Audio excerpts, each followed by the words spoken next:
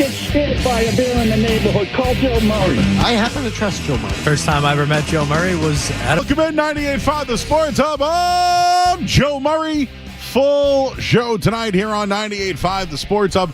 Everything is on the table. In or out. Musings. We got guests. We got fun. We got games. And you can call in at 617-779-0985. That's the phone number. You call right through. We got our intern Josh here tonight. He'll take your call, your name, where you're from, what you want to talk about. Bing, bang, boom. Right in there. Also, shout out to our friends on YouTube tonight. We got a chat in there for those that are. I've noticed we have newer listeners, even though we've been on for a little bit over a year. But I think the reach is now from our YouTube channel, so you can just go to youtube.com and then search 98.5 The Sports Hub. I'll give you my leadoff take coming up in just a minute here, but everything is on the table tonight as far as sports goes. There is some Bruins stuff out there that I want to hit on. The Red Sox, they, again, will have their final exhibition game before the season starts, so we'll do some Red Sox tonight. A lot on the Patriots. I know that Mike Vrabel was at the Texas Pro Day today, which is very interesting to me. Drake May spoke to Kay Adams, some interesting stuff regarding the draft and some free agents. Also, Tom Brady sharing more details about his relationship with Bill Belichick towards the end of his run in New England. So all that is on the table tonight. And once again, you can call in at 617-779-0985. So we got all our little landscaping out of the way. We have now set the table. And let's give you our leadoff take, which is brought to you by ESPN Bet Sportsbook. Again, leadoff take brought to you by ESPN Bet Sportsbook. So last night we got out of here early, and I had a chance to watch the second half of the Celtics game, and Jayson Tatum went down. I paused. I stopped. I was concerned. I started thinking about what could happen if Jayson Tatum was down, if he had to miss time. I started thinking about, could they still win a championship? What would happen to the team, etc. So last night, there was a scare. I was scared. And I think most Celtics fans held their breath about it. See, the reason why I'm scared, there's talk every day about, can the Celtics win a championship without Kristaps Porzingis? Everyone's got an opinion on that one. Can the Celtics win a championship without Jaylen Brown? I'll tell you right now, they cannot win a championship without Jayson Tatum. They can't. I was scared last night for multiple reasons. New ownership, salary cap, the apron, next year his contract kicking in, all the expectations and pressure of this year to go back-to-back and to lose it with 10 games to go in the season. Now, it's a rolled ankle. Sounds like it's all good news at this point. He was laughing about it. He even came back out to take the free throws. But it was a scare. It was the first scare, at least, if you're a Celtics fan. For me, I'm already anticipating a long run here on 98.5 The Sports Hub into June in back-to-back championships. So as far as my calendar goes, I'm locked in from now until the NBA Finals. Like, we'll have the draft in April and all that. But I'm going full barrel. I'm taking one little vacation before the playoffs, and I am locked in for this thing because this run's happening. I predicted it. I've been consistent about it, so there's no green teaming going on. The Celtics are the best team in the league. Not without Jayson Tatum.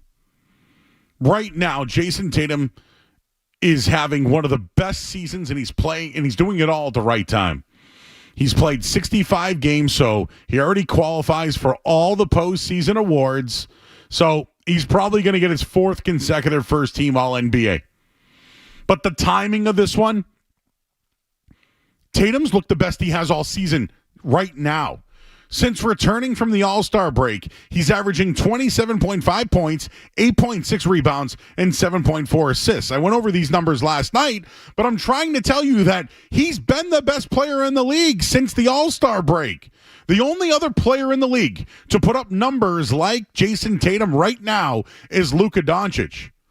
But Tatum's been a better shooter, fewer turnovers, and they have more wins.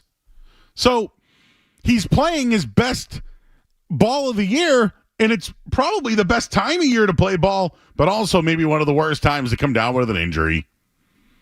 So here's my take. Bubble wrap this thing to the playoffs. Bubble wrap it up. Down the stretch, it's all about health for the Celtics. I don't care about the All-NBA awards or even winning 60 games or getting the top seed going forward. You have plenty of guys who aren't in the playoff rotation that can finish off the final 10 games. These are the guys I do not want to see for the rest of the year. Tatum, Brown, Porzingis, Horford, Holiday, White. Those 6 guys, bubble wrap them. Last night should be the scare and should be the concern of what could happen to this team. Those guys should not see the floor until the playoffs. I know the schedule isn't favorable. They play tomorrow night, then they're off until Saturday. So they're going to have plenty of time off. I get it. And trying to tell Jayson Tatum not to play, it's going to be impossible. He butts heads all the time about playing. This is where Joe Mazzulla or Brad Stevens or somebody needs to come down and talk to him. Now, credit to you, Jayson Tatum. You have that Tom Brady want to play every game attitude. You don't want someone else to take your spot. You want to play out there. Bravo, kudos. That's awesome. But right now, let's just be honest. It's the second time Jayson Tatum has hurt that ankle. We remember what happened in that Game 7 against the Heat a few years ago. And who knows, if they won that game, was Jayson Tatum even available for the finals? You don't know that. When you re-injure an ankle, it just doesn't go away. I know he's fine. Maybe it was a scare. Maybe he just rolled it. Who knows? Today, is it swollen? I don't know. Bubble wrap. They shouldn't see the floor until the playoffs. And to happen in a meaningless game in Sacramento, and I got it. Tatum says that he wants to play out in West because there are players who get people who get tickets to come and see him play. Yeah, they can see you play in the NBA Finals when you play out West. That's what I would tell them. The Celtics have made it clear that health and rest are their main priority down the stretch. There's no rush to bring Jayson Tatum back. I don't even want to see him on the floor at all. Last night was a scare. I didn't like it. I think they should bubble wrap these guys going forward. You know what? J.D. Davison, have at it. Baylor Sharman, boom. Jordan Walsh, hell yeah. Xavier Tillman, in. All you guys can play. Play them all. With 10 games to go, who cares about 60 wins? Who cares about all NBA awards? Jaylen Brown, you don't need to play those games. You don't. You know what's good? You being the second or third highest paid player in the league and winning back-to-back championships. It's going to be hard to tell Jayson Tatum not to play games, but it's also going to be great when you hoist a second championship and go for a three-peat. But last night was scary. I have to admit. I wanted to give you some Celtics by the numbers. I kind of went over them last night. I'm doubling down on it tonight once again. How'd you feel about Jayson Tatum, and how do you think they should handle it? We'll lead it off there. The opening take brought to you by ESPN Bet Sportsbook. The phone number 617-779-0985. We got a full show tonight, so anything you guys want to talk about, starting Celtics, we'll get into the Red Sox as well. I got a bunch of Patriots thoughts. We got in or out. We got the musings. We're on YouTube. Call us. We're here all night long. I'm Joe Murray here on 98.5 The Sports Hub. More Joe.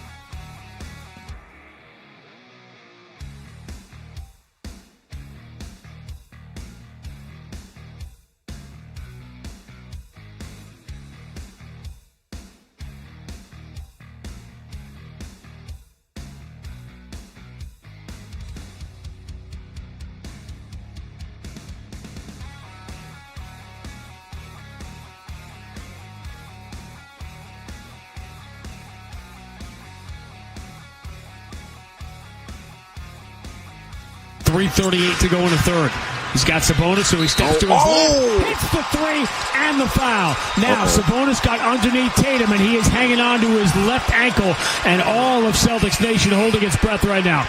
As he walks back, imagine it looks like he wants to stay on the bench and not go to the locker room. That's the discussion right now. But he's going to sit on the bench. MVP chants all throughout the Golden One Center for Jayson Tatum as he sits on the bench. All this happens with 3:35 to go in the third quarter in a year that has paralleled the title defense season of 2009 in so many ways. And what you didn't want to say out loud when you said that is that was the season, of course, that was destroyed by the late injury out west to Kevin. Jeff's been helping out the last 2 nights. Excellent job. Love working with Jeff, who you can hear on the weekends here. I work on Sundays. Are you here Sunday? Yes. Then we'll be together with Leroy on Sunday. That's always a good time. I do want to let everybody know this is the final show that we are at 6 o'clock for this year. So starting tomorrow, we're at 7 o'clock, and we're going to have post-game coverage until midnight. Night moves. Ooh, that could be a good one, Josh. Night moves, like Bob Seger. Night moves, you know? Looking for, yeah, there you go, see?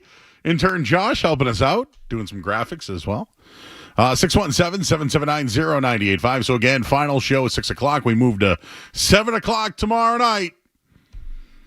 And I believe we're on remote Thursday at Sylvan Street Grill. So a lot going on here on the night show. And well, as you heard in the clip there by Sean Grandy, Celtics Nation holding their breath. I guess people are really confused by the crossover tonight, so I'll save it for later. And I guess some stuff with Zoe happened today. I've been busy all day, so I'm being dead serious. I have not listened to one show. I loved hearing Holly on the way in, who's one of my favorites, and McCarthy and Maz. I heard them for a little bit.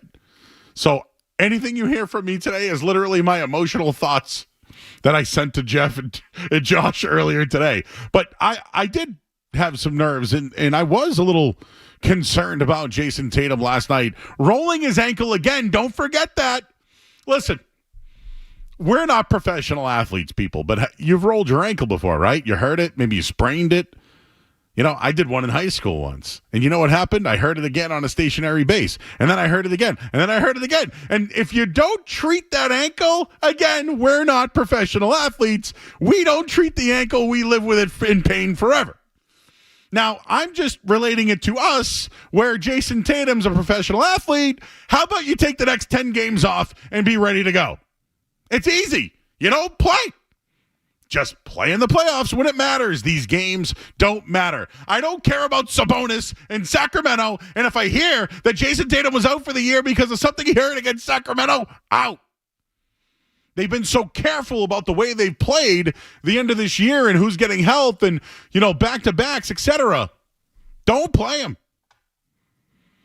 The Celtics, though, they're 4.5 games now back of Cleveland with 11 games to go. Cavs playing Portland on Tuesday night, Boston and Phoenix. Like, I don't care about Phoenix.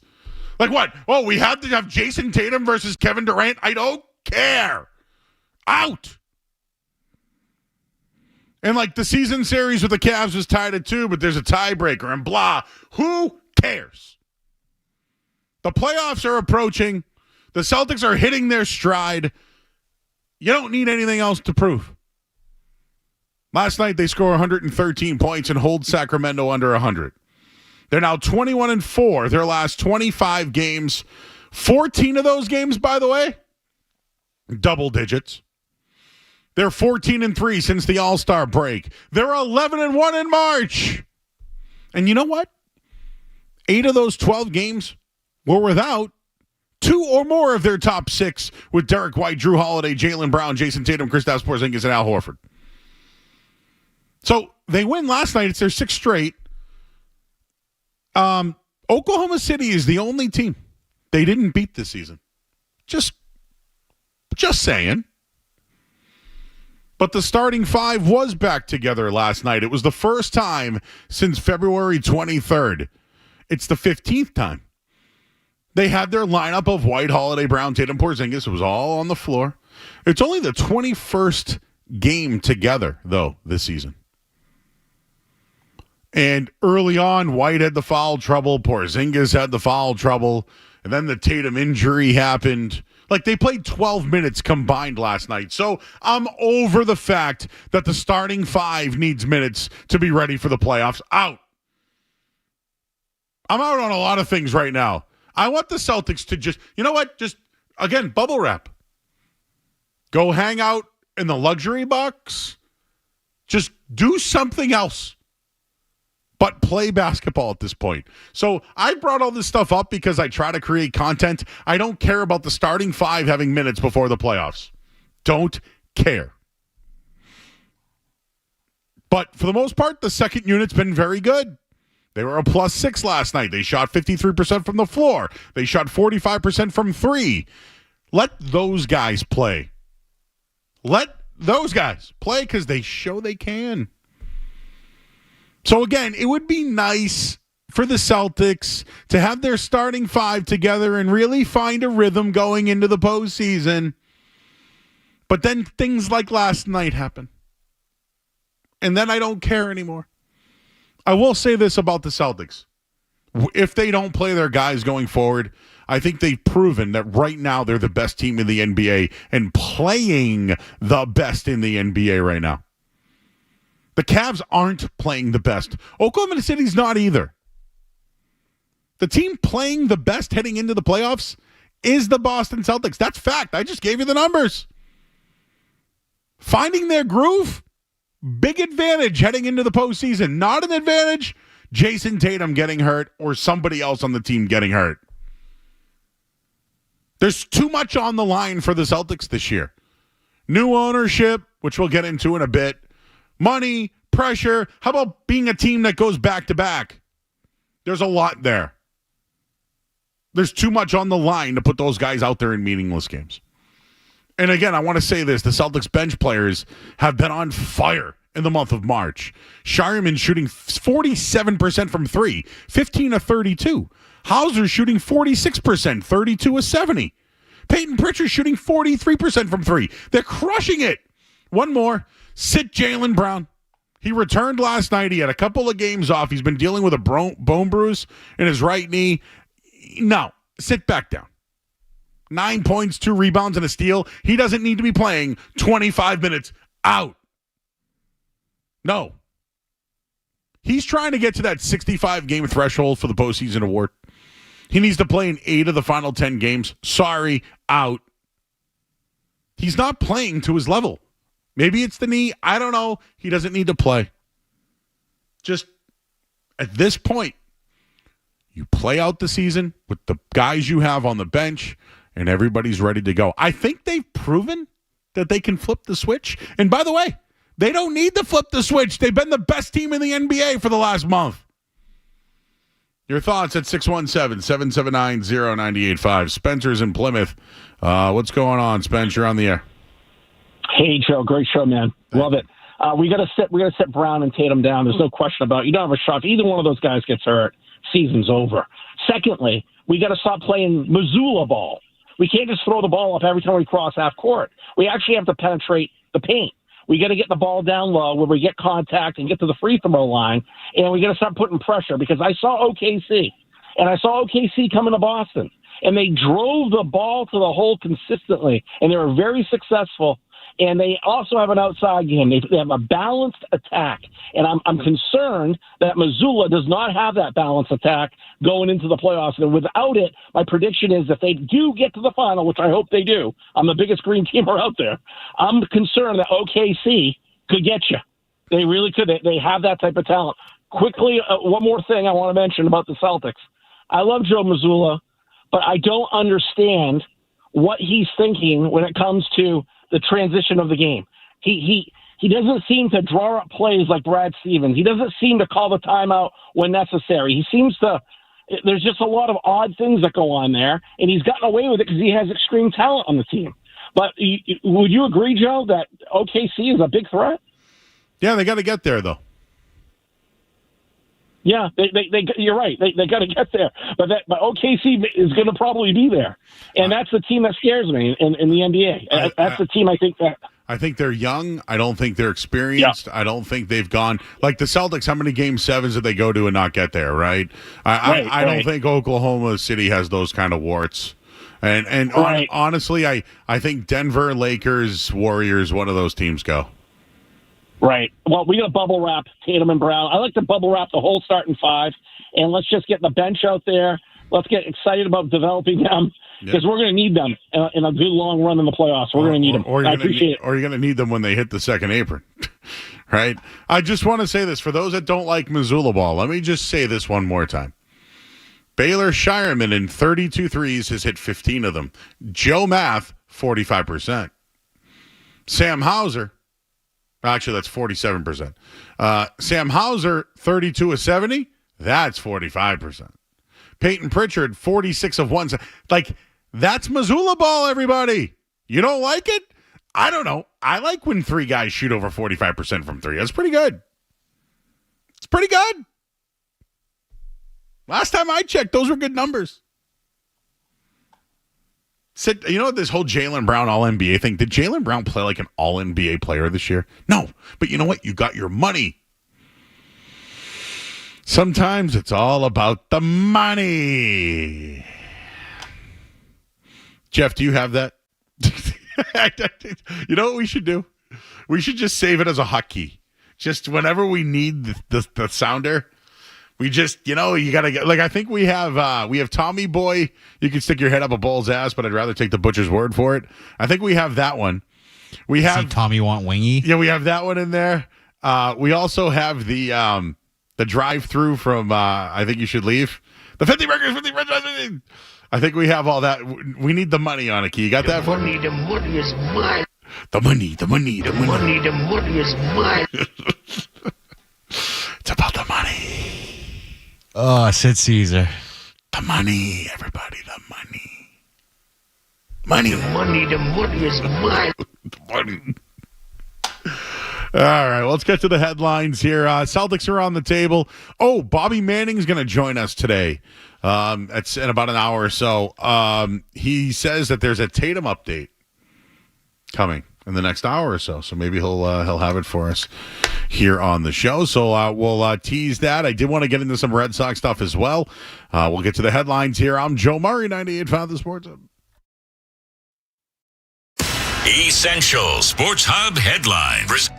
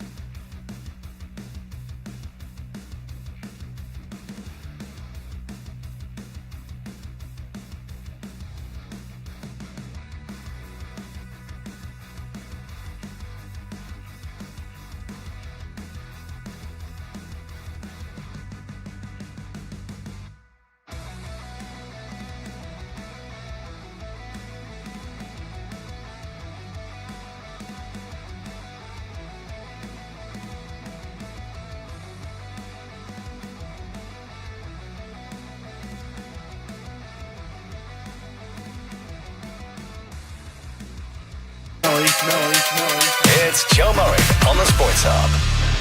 And he continues to be. This one a bullet to right. Forget it. That ball is gone.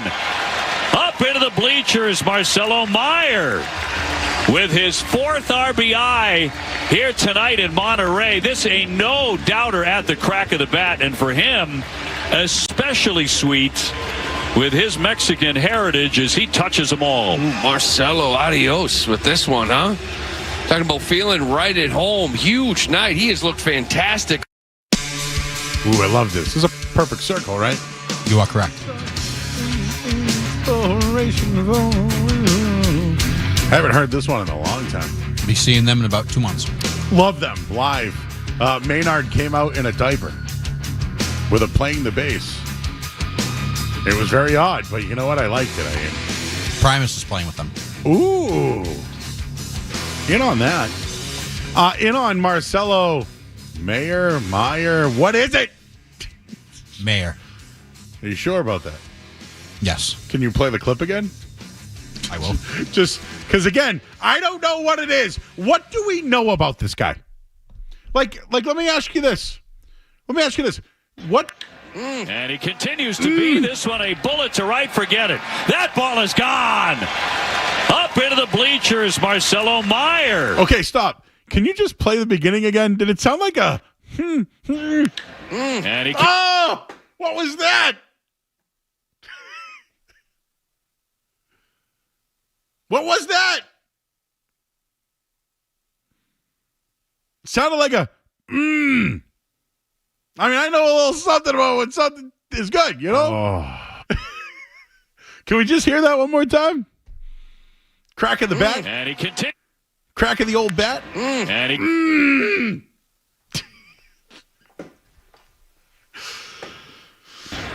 And he Is that Lou? Or is that Dave? No, I think that's Lou. It's Lou. Okay. And he Oh. And he Oh. I think he liked it. And he I think he liked it. Yeah, I think Lou liked what he saw. Am I do I even need to continue to do a segment on Marcelo Mayer or whatever he is? I mean, if Lou's getting like that about the sweet swing of the infielder, then maybe every time he comes to the plate now, I might be like, I mean, listen, he hammered that thing last night. Absolutely outstanding. And I've watched some of spring training, but he's the guy I've seen the most.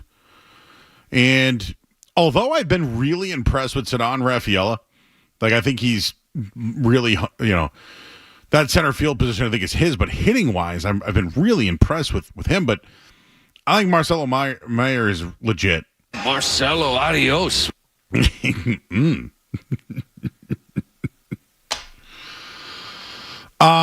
He said this spring is the best he's ever felt in his career as far as his body goes. He's seeing the ball well defensively. Well, he's really excited for this year. When does he take over for Trevor Story? When? Should we start an over-under now? May 1st? Does Trevor Story make it that far? June 1st? It was another big night for the Big Three. Bunch of noise from We're thinking Reds. 30 games back, yeah. 30 games. Wait, Josh, did you say you know about Marcelo Mayer? Okay, I want to pop his mic on. I want to. What do you got on Mayer? Intern Josh on Mayer. I mean, so I was an intern for the Hartford Yard Goats last year, and he killed the Yard Goats every time they came to play in Hartford at Duncan Park. He is a fantastic prospect, and I'm really looking forward to watching him play here in Boston, hopefully. The Yard Goats, huh? The only thing I can think of when it comes to goats is the Adam Sandler bit. Hey, I don't think we can say that on the edge. Hey, goat. Yes, you're right. Man, you whizzed that thing. The Yard Goats, huh, Josh? Okay. So he crushed the Yard Goats. You know what I've heard is that he's soft and he's hurt all the time. Blah. To me, he's better than Campbell. Roman Anthony at least looks the part. But last night, Marcelo went 2 for 4, 1 home run, double, 5 RBI, huh? That's not bad. Christian Campbell, 3 for 5, a double, 2 RBI. And then Roman Anthony went 1 for 5, but he hit the ball 113 miles per hour. So, I mean, do we got a new big 3 here? Got ourselves a new big 3 here in Boston, huh? When does he take Trevor Story's job? Can I just hear the crack of the bat one more time, Josh? Sorry to make you work so hard, but it was so good. It sounded delicious. Oh. I need just one more. Was it the crack of the bat? Was it the swing? It was a sweet sound. Like, did the bat give smell after he hit it? I don't know if it's You ever smelled the bat after you hit a wooden bat? Oh, yeah. It smells. I mean, isn't that what Ted asked McGuire back in 99? That's right.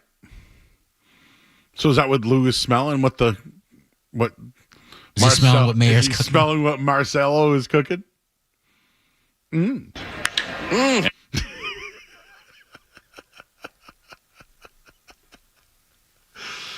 Sorry, but like, people really love baseball, huh?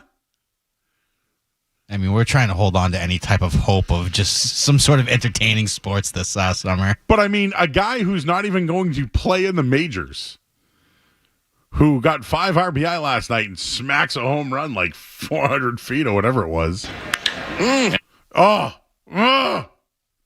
Sounds like me eating a lobster roll at Kelly's this weekend. Marcelo, adios. Oh,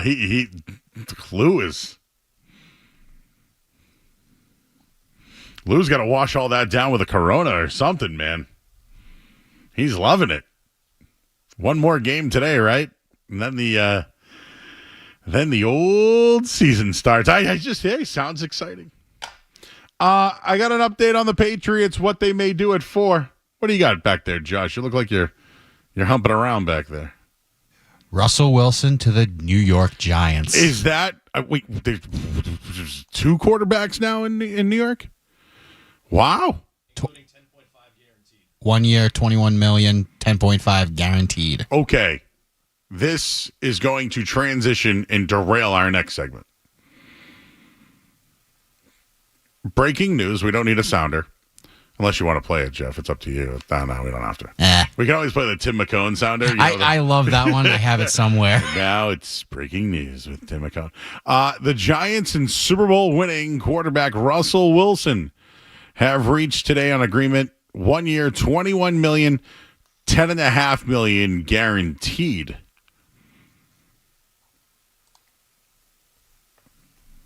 So, Jameis Winston and Russell Wilson? That's going to be hard to say. This isn't really breaking news. Powered by Tim McCone. Giants sign a 1 year deal, $21 million, including $10.5 million, with Russell Wilson. So Russell Wilson and Jameis Winston are on the same team?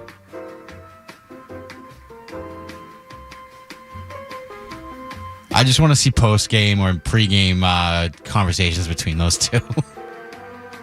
So does this now, is Shador done? Say, oh yeah, I forgot Josh is a Giants fan. So we had an Eagles fan last night. Yeah, we have an Eagles fan for an intern and a Giants fan for an intern. What happened to us? What has happened? Russell Wilson to the Giants? The hell? By the way, might be pretty good. Well, real quick, how come Jameis can't get a shot? This might be Joe. What's that? I think now the move in the draft that the Giants are really looking at is probably going to be Travis Hunter if he's available. Boo!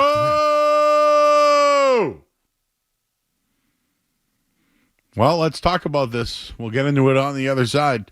Jameis Winston and Russell. Jameis Winston, Russell Wilson. Oh, that's going to suck. One of those got to go. I'm glad we're not in New York. We'll go to break. What does this mean now for the number 4 pick? Adios. Giants fans must be excited for Winston and Wilson. Smoking Winstons, looking for Wilson. We'll go to break. I'm Joe Murray here in the Sports Hub. You're listening to Joe Murray on 98.5.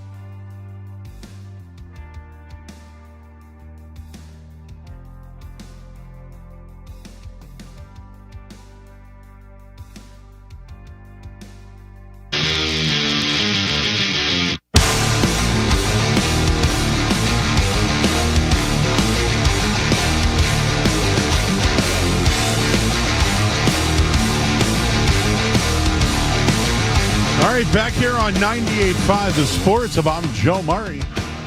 Well, we got some interesting NFL news that could affect the New England Patriots. The Giants, the New York Giants, have added Russell Wilson to their quarterback room. This after signing Jameis Winston to a 2-year, $8 million deal. They also have Tommy DeVito on their roster as well. So right now, the Giants' depth chart has 3 quarterbacks. I'll tell you this much right now. The night of the Heisman Award, Shedeur Sanders was playing catch with Malik Neighbors in the street in New York. This thing has been tied up since then. There has been talk about Shedeur and the Giants for a long, long time. And where there's smoke, there's fire. I still think he ends up a Giant. I don't know if Russell Wilson and Jameis Winston signing takes them out of the Shedeur Sanders race. But does that mean that maybe they think that Shedeur Sanders, they can't get at 3, but could get him later on in the draft? But my opinion is, I think they want Shedeur Sanders. But he's going to need some time. So do you go with Russell Wilson as the experienced guy with playoff pedigree? And I thought Winston would be the guy, airing it out to Malik Neighbors and just, I know he'll turn the ball over. That's something Russell Wilson doesn't do. Imagine combining Russell Wilson and Jameis Winston. It's two not the same quarterbacks. So I for their room, it's awful. Does it take them out of the running for Shedeur Sanders? And if that's the case, does it take the Patriots out of Travis Hunter? That's where I have concern. Cam Ward is meeting with the Titans tonight. They had his pro day yesterday. Sounds like they're enamored with him at this point. Cleveland's at number 2. Deshaun Watson's not their quarterback. They traded for Kenny Pickett, who right now I think is their quarterback. They need a quarterback.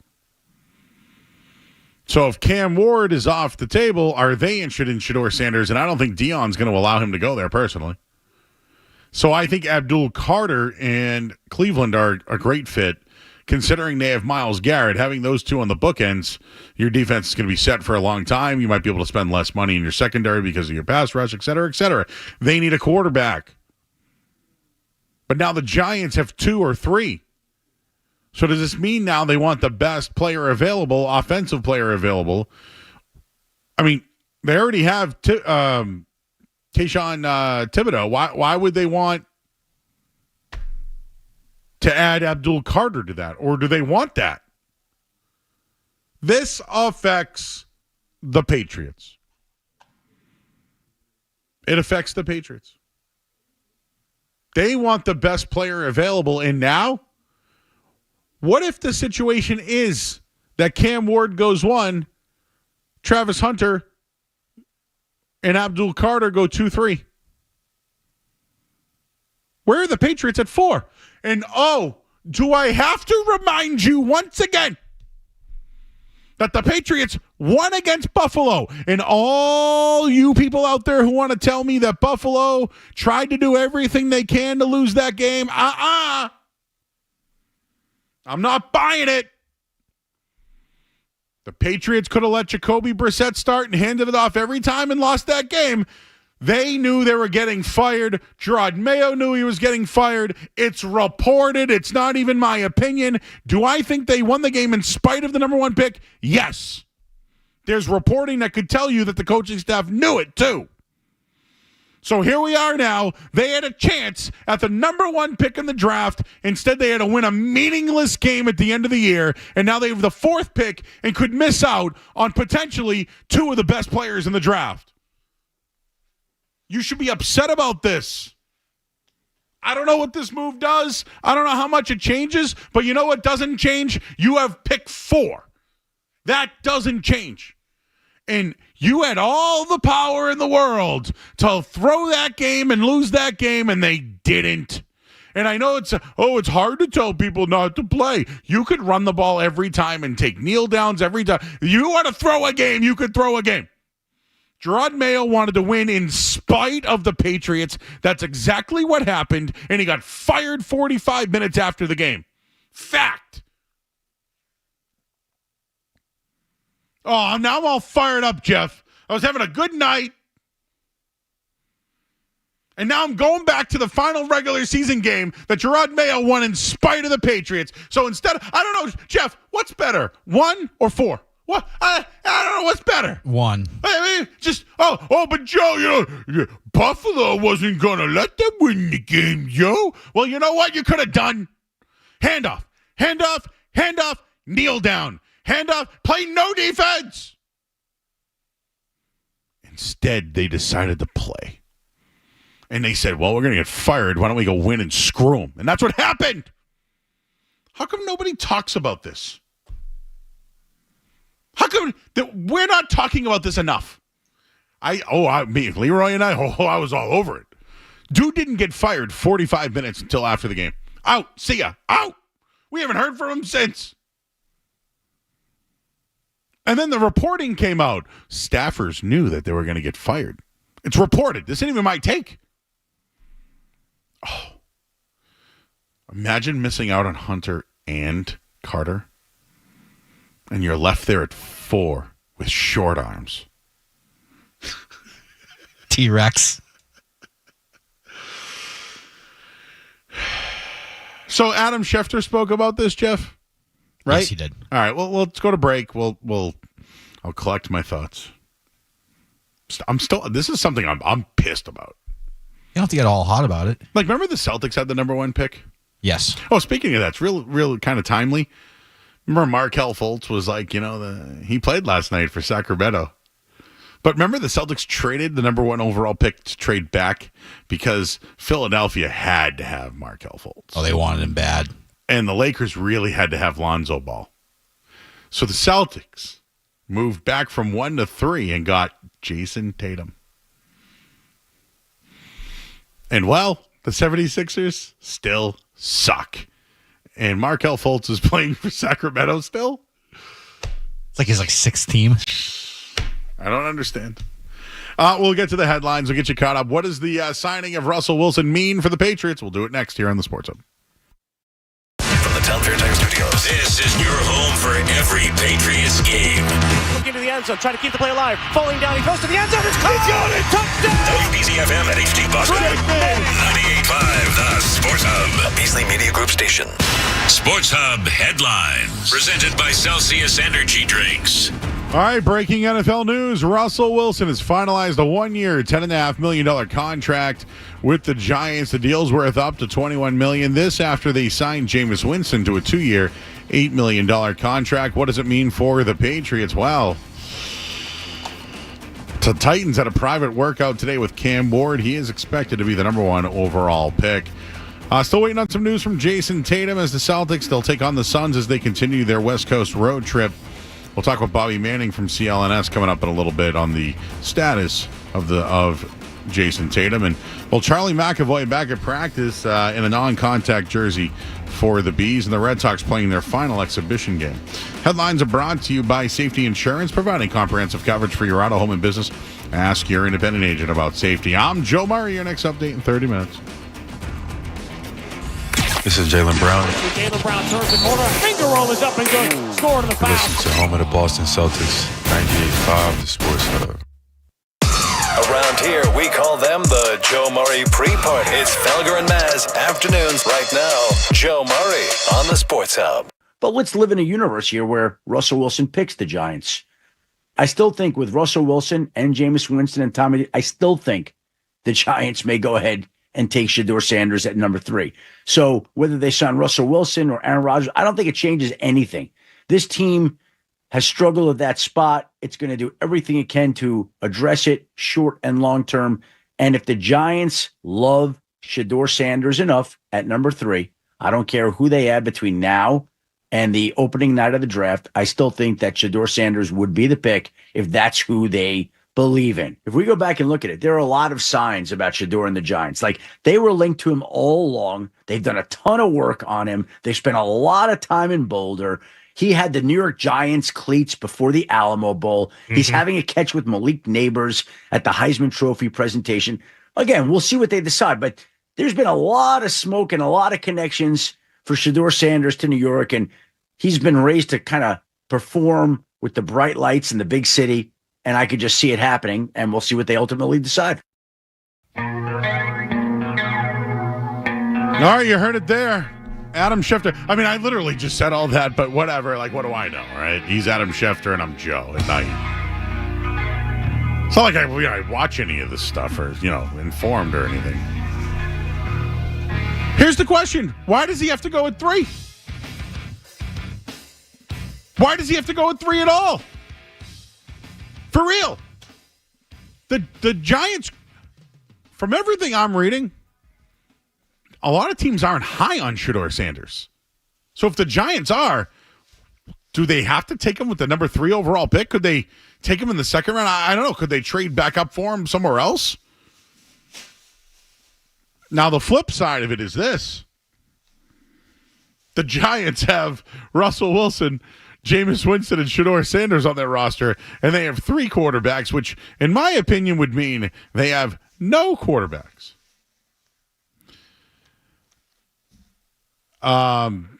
And I know that the New York Post, thanks Tom King for sending this over to me. Wilson will likely be a short-term option on a 1-year deal worth up to $21 million. The Giants continue to hope they can select a quarterback up high in next month's draft. Okay. Consider Wilson a consolation prize as the Giants had their sights on Matthew Stafford and Aaron Rodgers. So, at least reporting from the New York Post is that they still want to draft a quarterback high. So there you go. It's right there. So I just think that that's a lot of QBs in that room. A lot of QBs in that room. I'm trying to read from some other people I know. I just saw Mike Cadlick on SI. He just mentioned that referenced Schefter. Oh, we have breaking news. I'll throw it in Slack for you, Josh, but great Patriots news coming over. In this, of course, just coming down the pipe.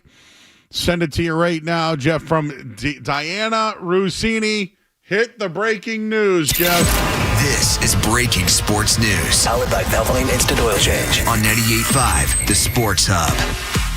The Patriots are signing wide receiver Stefon Diggs. According to Diana Rossini of The Athletic, the Patriots are signing wide receiver Stefon Diggs. Drake May has his receiver. 4-time Pro Bowler returns to the AFC East. Stefon Diggs, a 3-year, $69 million deal. Nice. $26 million guaranteed with the Patriots. So the Patriots give him $26 million. I don't care about the money. In. Stefon Diggs, a New England Patriot, everybody. The money is mine. The money. So, if I'm looking at this the right way here, okay? He signs a 3-year deal, okay? They're giving him $26 million up front. If you look at it, 3 divided by 69 is $23 million. It's essentially 1-year guaranteed money. He's not even going to play the whole they're giving him $23 million to be here for 2 years with an option. And look at the $23 million as 2 payments, right? I know he's going to get it up front. If he sees that $69 million, it's worth it. A wide receiver for $23 million a year, they have to pay that. The other thing is this. It's $26 million up front. Let's say he has the setback in the first year. It's still, you got to look at that money as, he got it up front, but play it over 2 years. It's $14.5 million. It's $1.5 million more than what Brandon Cooks got. It's a good deal. It's a good great deal. deal, I think. It's a good deal for him, though, too, because he gets his money no matter what, and he won't play. $69 million. Nice. In.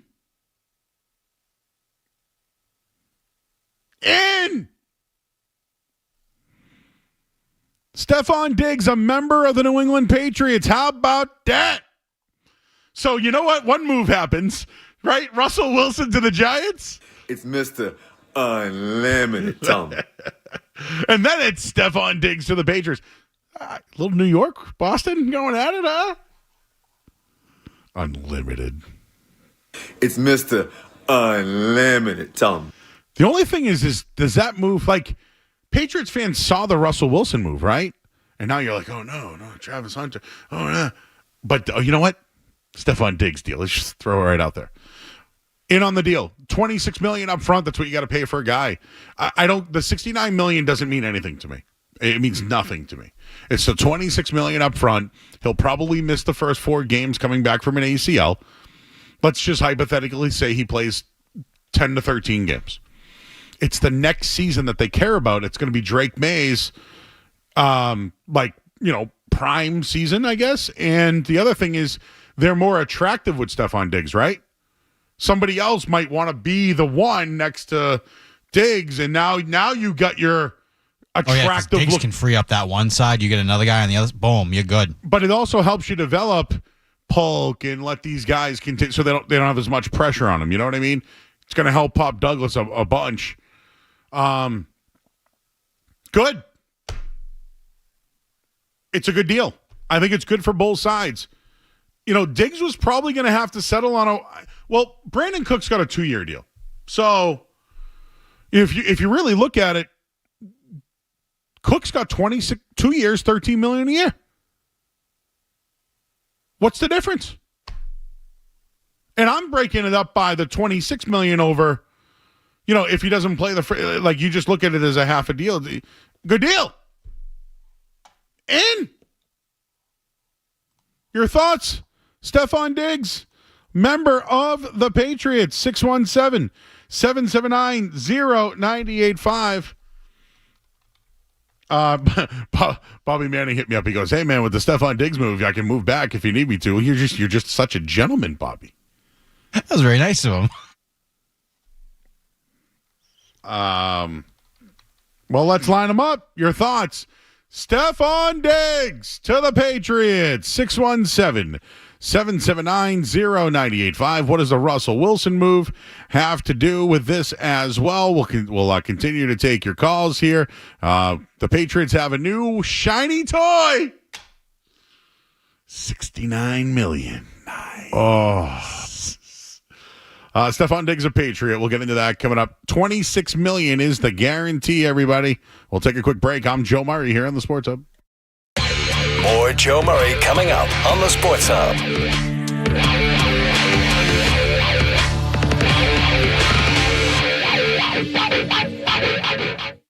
Testosterone replacement therapy has the potential to change your life, but not all clinics are created equal. Wellesley Testosterone is committed to advancing the practice of TRT. Through cutting-edge research-based protocols, they're driving results that will help set you apart. Book your consult today at WellesleyTestosterone.com. Hey, Rodenizer Home Services is now offering up to $2,000 off a new heating system. Rodenizer can install quickly with low manufacturer pricing, up to $10,000 off in rebates, and with flexible financing options and next-day installations, upgrading your heating system couldn't be easier. But you have to act fast. The offer ends on March 31st. Book at Rodenizer.com.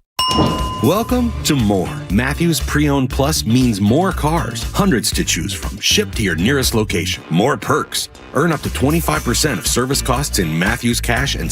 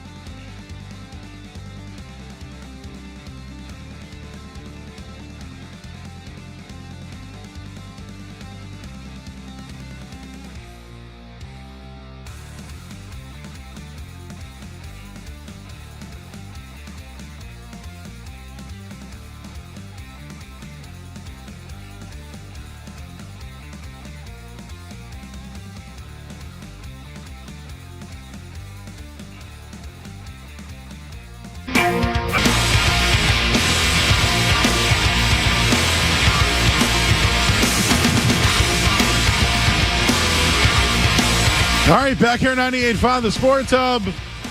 The Patriots have spent their money. $26 million, 3 years, $69 million deal. Stefon Diggs, a member of the New England Patriots. Your thoughts at 617-779-0985. The Giants made one move, bringing in Russell Wilson. So what did the Patriots do? Well, they make the announcement for Stefon Diggs, and there was some talk about whether it was going to happen, and what was going to come down. But if you ask me, good deal for the New England Patriots. I've given my thoughts on it.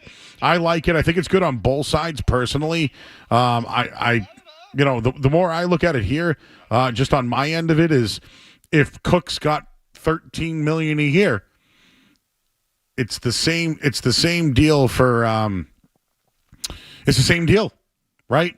$13 million for Brandon Cooks. Well, 2 years of Stefon Diggs, $26 million guaranteed. I know in the end it's a 3-year deal, but they got their guy. They spent their money. I know he's going to miss 4 games probably to start the year, pup list, whatever. Just remember, yesterday we talked about the Patriots, and Tom Curran reported this. If they don't spend the money this year, they're going to roll the money over to next year where they're a more attractive team. Schefter reported today that the Patriots were in on DK Metcalf, but Metcalf did not want to play in New England. Sourced, by the way. Not my opinion. Stefon Diggs being in New England makes them more attractive next year. Having Travis Hunter and Stefon Diggs, very attractive. Abdul Carter and Diggs, very attractive. So if that is the slow play for the Patriots, good move today, bringing in a guy who's a 4-time Pro Bowler, when healthy, over 100 catches a season. Not to mention has some ties to some guys on the coaching staff. The other thing is this, just to throw those ties into the mix, Todd Downing coached him at Minnesota. Josh McDaniels' brother was the wide receivers coach for the Houston Texans. I know Josh went to go cut some video and came back. I thought he got like the alert on his phone in there. He comes out. He's like, a caller just broke the news to him. Yes. So I've talked enough. Bobby Manning, we've pushed back to 8:20. Thank you, Bobby. We'll take your calls the rest of the way here. Let's start with Nicole, who's in Eastie. What's up, Nicole? Hey, Joe. How's it going? How you doing? Initial reaction is just like, at least it's something to be excited about, and it actually makes me want to go down to Foxborough and attend a game again, even if it shows out to like not be productive in the interim.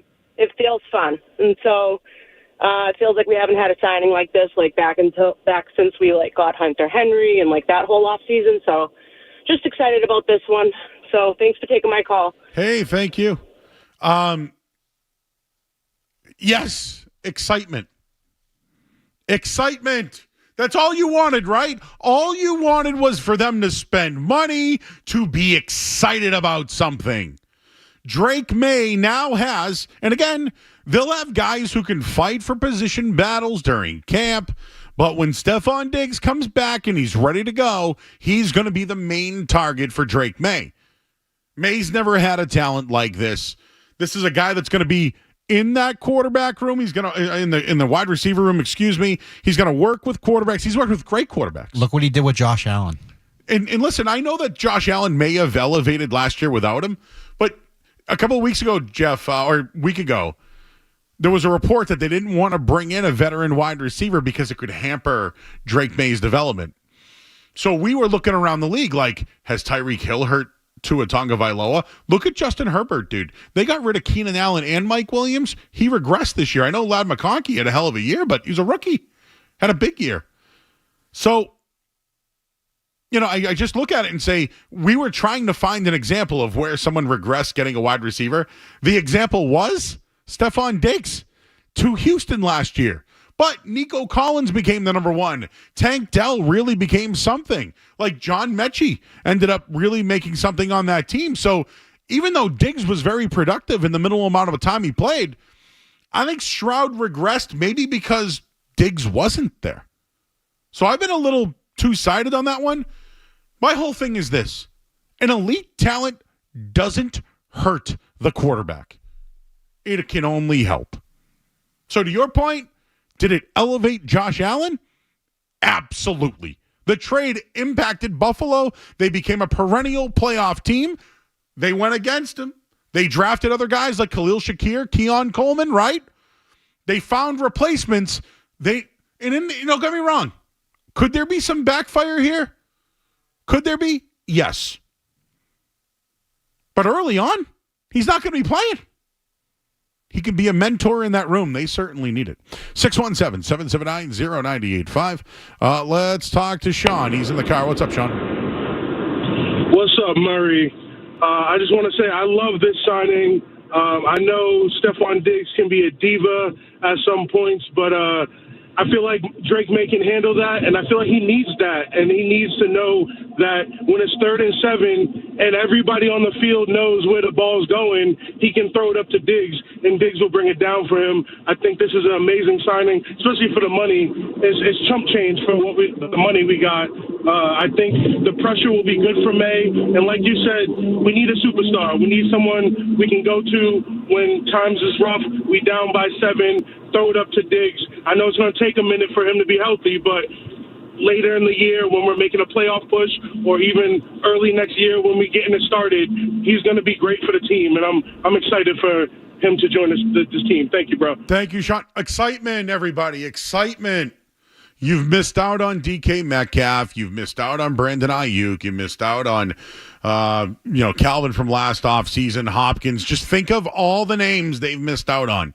And when Stefon Diggs came in, they had dinner with him. They did a physical, and he left. You thought that was it.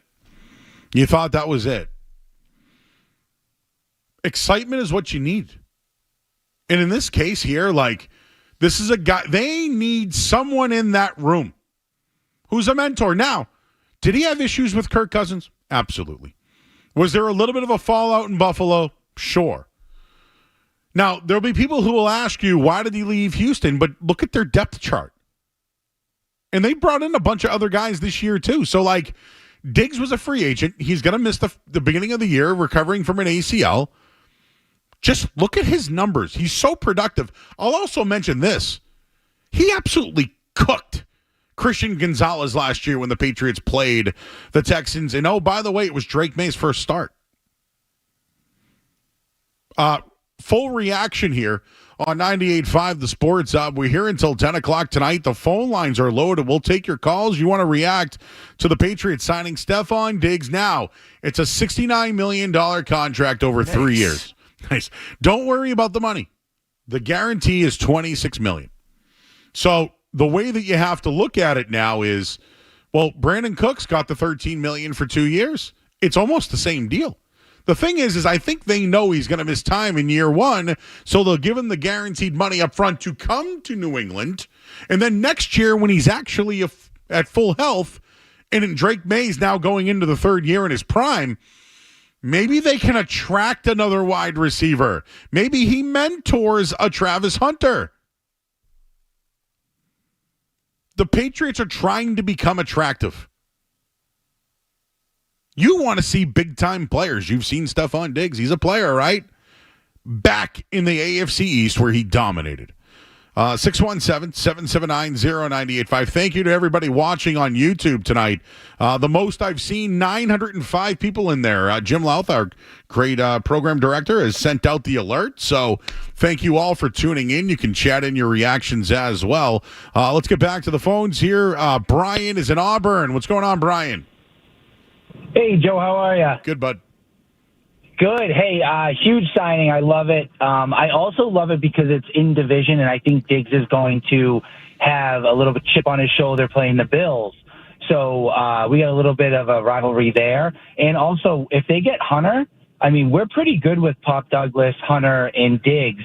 And, next year is just, only upside is, Diggs is off for four or 5 games. But besides that, we're pretty solid right now. It's pretty solid. And listen, baby steps, right? At this point, the Patriots getting Stefon Diggs, he's not going to help them today. And maybe they need a guy like him in the locker room to help that wide receiver room. I'm sure there's some people that look at this as the Pats still suck. The Pats still need good players. You have to start somewhere, man. You missed out. This is a victory, a small victory. The Patriots are not a destination anymore. Mike Vrabel coming to New England, most of the free agents who signed here said they came to New England because of Mike Vrabel. Now, Stefon Diggs probably is coming to New England. A, he's getting $26 million guaranteed off an ACL surgery. But B, he's going to be the top target, and that's what he wants to be, right? The Patriots need talent. Stefon Diggs is a talented wide receiver. They need leadership in that room. Again, Burt Breer had a bunch yesterday on SI.com regarding what other coaches in the league have said about Stefon Diggs, and everyone said he's a gamer and a performer, but a great practice player. That was the common theme. But you got to be excited about something here for New England Patriots fans. So if you're like, they're still going to suck or whatever, like you're not wrong about that. The team needed to spend and acquire talent. They did that. I'm not the guy who says credit the Patriots for this or being in it or whatever, but they spent on a premium talent. That's what you wanted them to do, and therefore, I'm going to give them their props for it. Joe is in Falmouth. Hey, Joe. Hey, what's going on? Hey. All right, well, first off, I think there's a panic move by the Patriots in the front office. Diggs, 31 years old. I mean, look at Derrick Rose, off an injury like his. Yeah. I mean, what about Julian Edelman, Wes Welker, and anybody that's ever played here that played football? What do you? All right. Well, why are you upset about an ACL injury? How many guys come back from ACLs? It's a panic move. So what? Who else is out there? Who else is available? They're reaching on a wide receiver, spending money that we don't have anymore. It's. You don't know what you're talking about, Joe.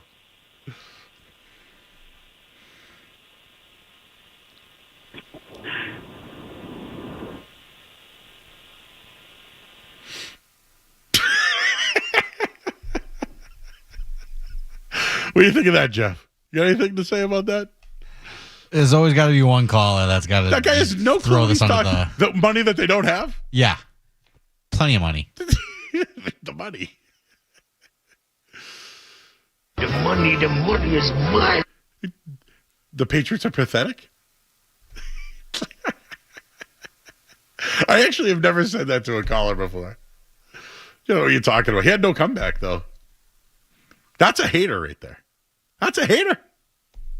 Now, Drinking so much haterade. No, by the way, how can anybody say that Stefon Diggs is a bad move? For real. Do I have to go over the numbers? Do I have to pull up the numbers? The facts? Granted, could it hurt Drake May? Could it? Yeah. But guess what they'll do? They'll cut him. It's just money, right? It's just money. That's it. So I would take the lottery ticket. I would bank on a guy off ACL surgery who's had 100 catches in how many years? Who's been a 4-time Pro Bowler and knows the division? I would bet on that. I know he'll miss the first 4 games, but they now have a guy that they can call their number 1 receiver. Soraja, what's going on, bud? Hey, Murray, it's actually pronounced Soraja, but that's okay because this is the best birthday gift. I mean, like you guys said, Murray, there's no downside to this, and I think the best comparison I can make in terms of the Red Sox is when the Red Sox were going, it was oh, you got Bueller, oh, you got this, oh, you got that, and then bang, you brought Bregman in. And it's the same thing because it shows that the organization kind of realized they weren't doing the things they were willing to do, actually spending money. And what I really, really love about this is that the last 5 seasons, the Patriots have never had someone that you've had to double. You know that from a defensive coordinator, even if Diggs is not 100%, you still have to double him, which is going to open up options for Booty and Douglas. And it comes down to this, right? Kayshon Booty and Demario Douglas are great third receivers, but they're not your number one guy. I am so amped, Murray. Let's get this. Patriots are making the playoffs in 2025. Okay. Excitement. Can you feel it, everybody? It's excitement. The Patriots are spending money. The Patriots have someone you're familiar with. It's a big name. It's a move. It's someone who actually wanted to play here. Now, could it have been the money? Sure, but guess what? They had it. They identified it. They signed him.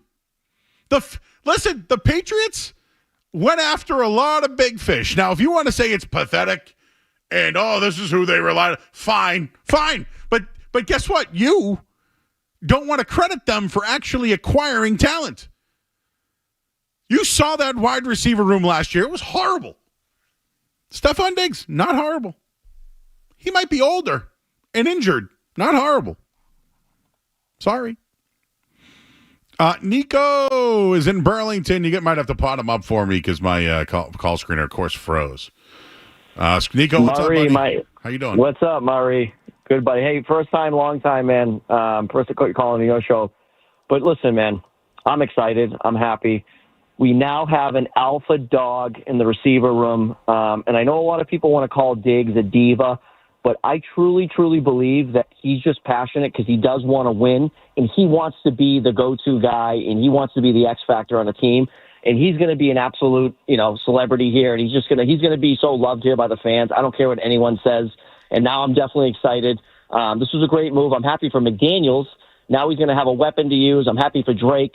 So I think it's a great day for the Patriots, for the fans, for us, for everybody that's been giving them a hard time. From N'Keal Harry to all the bums we've gone through and all the missed picks. This was a great move. I love it. Let's go all the way, Pats. Okay. I don't think this is the last move. I think that this is a first of many. I think it's the first of many. So think of a lot of the roster building that's happened in this town over the years. If you want to go back to 2007, they traded for Wes Welker and got Randy Moss. Like that, you know what I mean?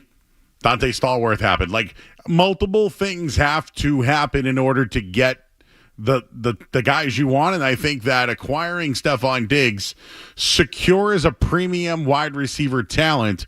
Doesn't mean he's the one, whatever. If he's not a two, fine, that's your opinion, but you know what? He's been productive everywhere he's gone. They know him in the room.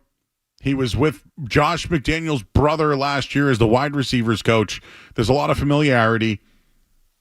We'll continue to talk about this. We'll get to the headlines real quick. We'll get you the breaking news that just happened. Of course, you're listening to 98.5 The Sports Hub.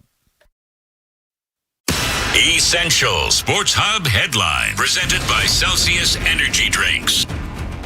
All right, well, the Patriots have signed free agent Stefon Diggs. He reached an agreement on a 3-year, $69 million deal and includes $26 million guaranteed. So the Patriots have a wide receiver, 4-time Pro Bowler, Stefon Diggs. We're awaiting on an update from Jayson Tatum, who injured his ankle last night, but seems like he's doing okay. The Celtics continue their road trip tomorrow night against the Phoenix Suns. The Titans have had private workouts with Cam Ward. I should have mentioned that Russell Wilson has now signed with the Giants, so it may complicate a little bit of the draft. Charlie McAvoy back at practice for the Bruins today. He was wearing the non-contact injury jersey, and the Red Sox play their final exhibition game. Headlines are brought to you by Valvoline Instant Oil Change. Enjoy quick and convenient vehicle maintenance this month. Visit NewEnglandOilChange.com for 15% off your next drive-through oil change. At Valvoline Instant Oil Change, the official oil change of busy people.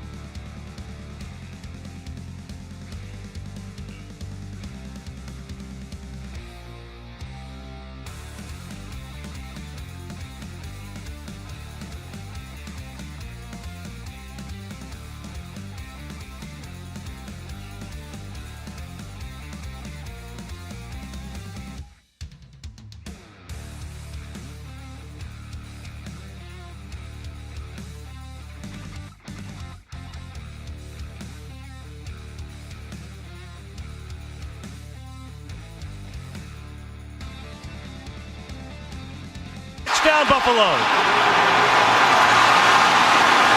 You deserve that one. Pressure's there. Quality drills him in the back. And he just delivers a dart down the left sideline to Diggs. That's what I've been saying, Bob. Where's the over-the-top throw to Diggs? Well, there it is. Summoned the YouTube audience on us, so shout out to Tim and Jim for all their help behind the scenes. Josh, our intern, has been cutting up the video. Jeff has been getting all the sound, so appreciate everybody for their collaboration here as we have breaking news tonight that the Patriots have signed Stefon Diggs. Now, my thoughts originally are Diggs a good player. You're getting a guy because of the situation. I think normally the Patriots, and just so you know, the betting odds have always had Stefon Diggs linked to the Patriots. Always. He was always the favorite to land in New England. So, competitive and a great practice player. Went on to say that Diggs was visiting the Patriots, and the coach said, I would sign him if I was them. So there's a lot of positives when it comes to Stefon Diggs. There's negatives too. But, he's only played for 3 teams. And every team he's played for has talked highly of him.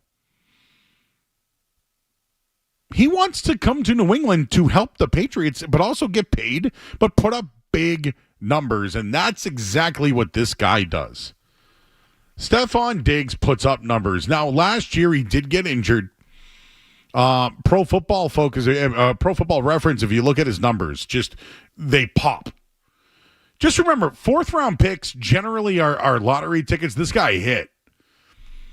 His first year in the league, he only started 9 games. He had 52 catches, 720 yards, 4 touchdowns. Then he had a monster season, 84 for 900. And then his 4th year, he had 102 for 1,000 yards. In the final year, they traded him because he dipped a little bit.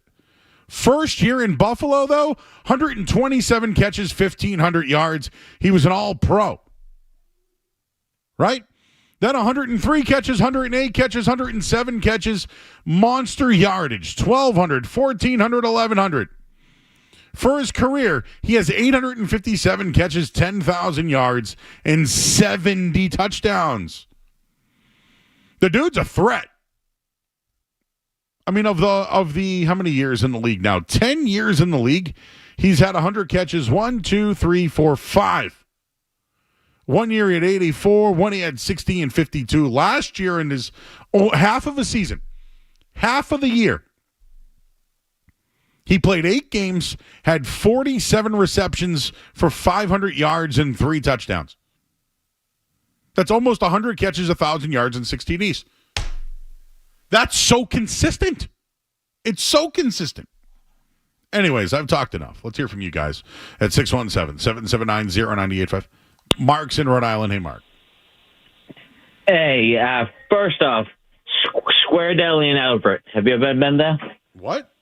Where? What? Square Deli in Everett. Oh, yeah. Best Italian sub ever. Good pizza. I know the guys. Nice guys. East Boston guys. Yeah. But Everett guys. Don't you think we should be trying to sign another receiver if he's going to be out for a couple weeks, if not half the season? Yeah, maybe they draft Travis Hunter. Well, even, it's not a definite with Travis Hunter being there if the Giants just signed Russell Wilson. It's not a definite. Wait, so you think that this move doesn't take a matter? shot at a Keenan Allen or something, Okay, so you're not happy with the Stefon Diggs signing? No, I am happy with it, but knowing that he's going to be missing weeks, it's just, how is that helping? I don't want to go 0-4. Mark, how else were you going to acquire him if he wasn't what's going through? The Patriots aren't a destination. I understand that, but doesn't. So now they got a guy. He's offering it to be a destination where maybe Keenan Allen or Amari Cooper want to come here. Okay, I'm thinking bigger.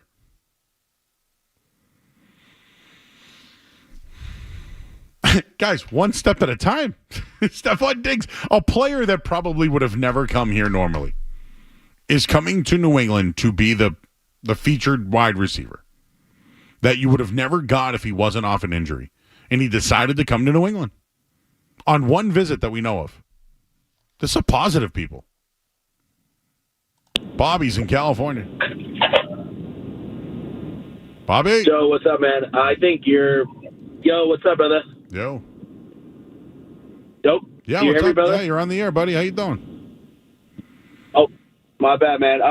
Yeah, so I think you're pretty on point with everything you're saying. I like the Diggs signing, not my favorite guy in the league, obviously, with some of the, diva type stuff. But like you said, the stats speak for themselves.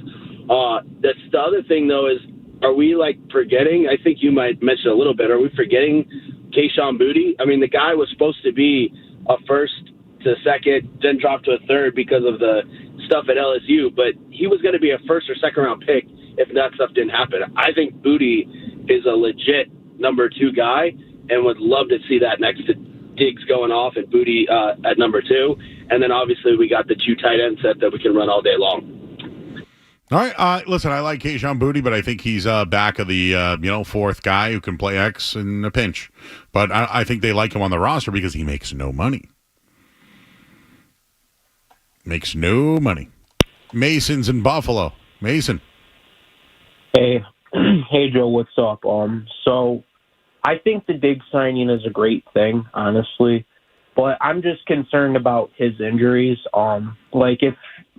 If he gets injured again this year, just the worst thing that could happen, then we look like idiots.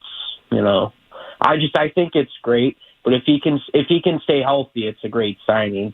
But right now, I still do think it's a great signing. Maybe a little overpaid, but hey, like you said, one visit signs with us, which is just usually might take more than one visit. Thanks, man. I'm sorry, Mason. I didn't mean to cut you off. Why do people think this is an overpay? Brandon Cooks got $13 million a year. If you let's do some Joe math. You ready? 13 plus 13 is 26. Stefon Diggs got $26 million. Does that make sense? It's not an overpay. He's going to miss probably the first 4 games. Then he'll play. Then when Drake May's in his prime in year 3, he's going to have a healthy Stefon Diggs. And what I'm thinking is they either draft a wide receiver or they become attractive enough where somebody wants to play with Stefon Diggs. To me, this was a win. Win. Brandon's in Boston. Hey, Brandon. Hey, guys. Thanks for taking my phone call. So this is a surprising signing by the Patriots. I always wanted Diggs there. We all know that Drake May is the leader. So now you have a vice leader in Diggs that's always going to keep these wide receivers,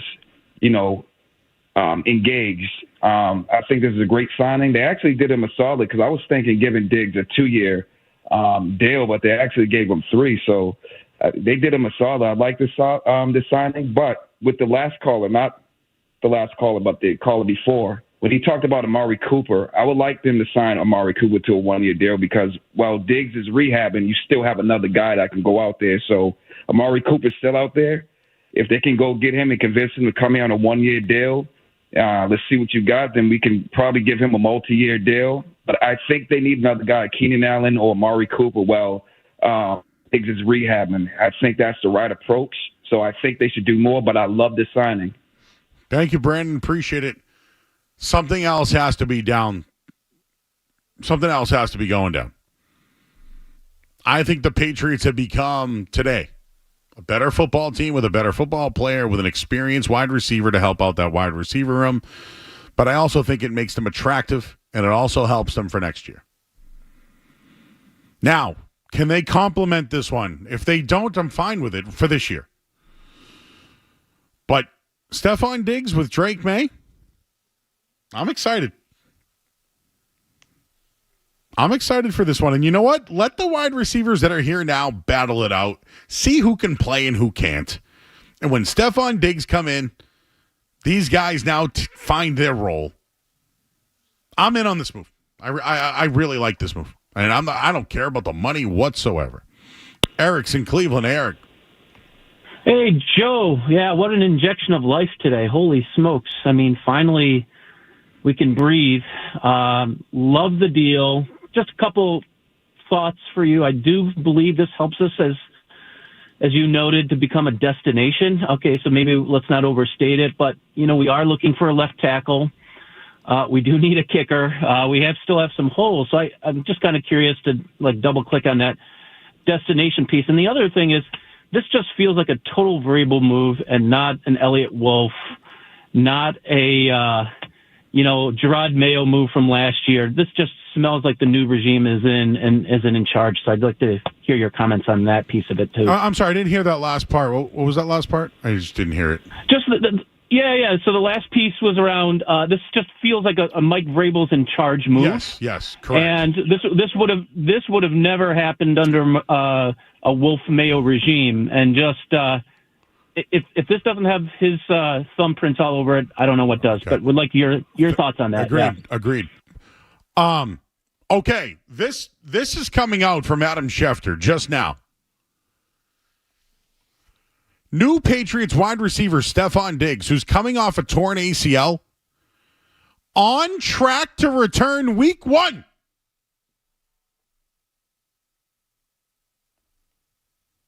It's another reason why the Patriots felt comfortable giving Diggs the 3-year, $69 million deal that Elliott Wolf.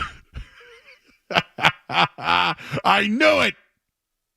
The caller just said, is this a Mike Vrabel move?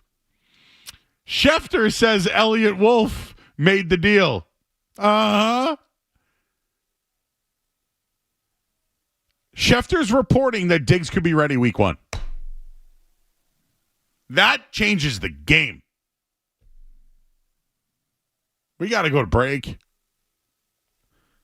Schefter reporting Stefon Diggs could return for week 1. Now that's a win. And that's why the Patriots gave him the 3-year deal.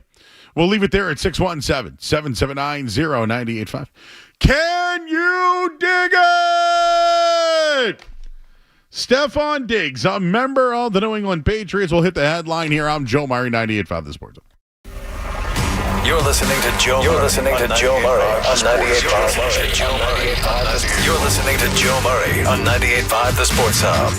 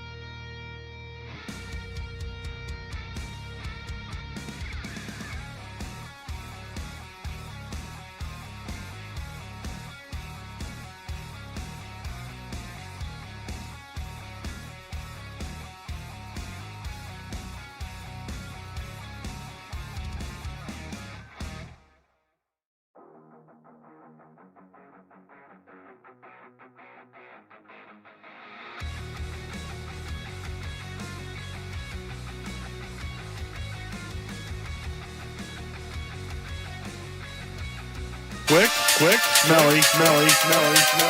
It's Joe Murray on the Sports Hub. Buffalo goes to work here with two receivers right. Diggs to the left. Knocks in the backfield along with Singletary.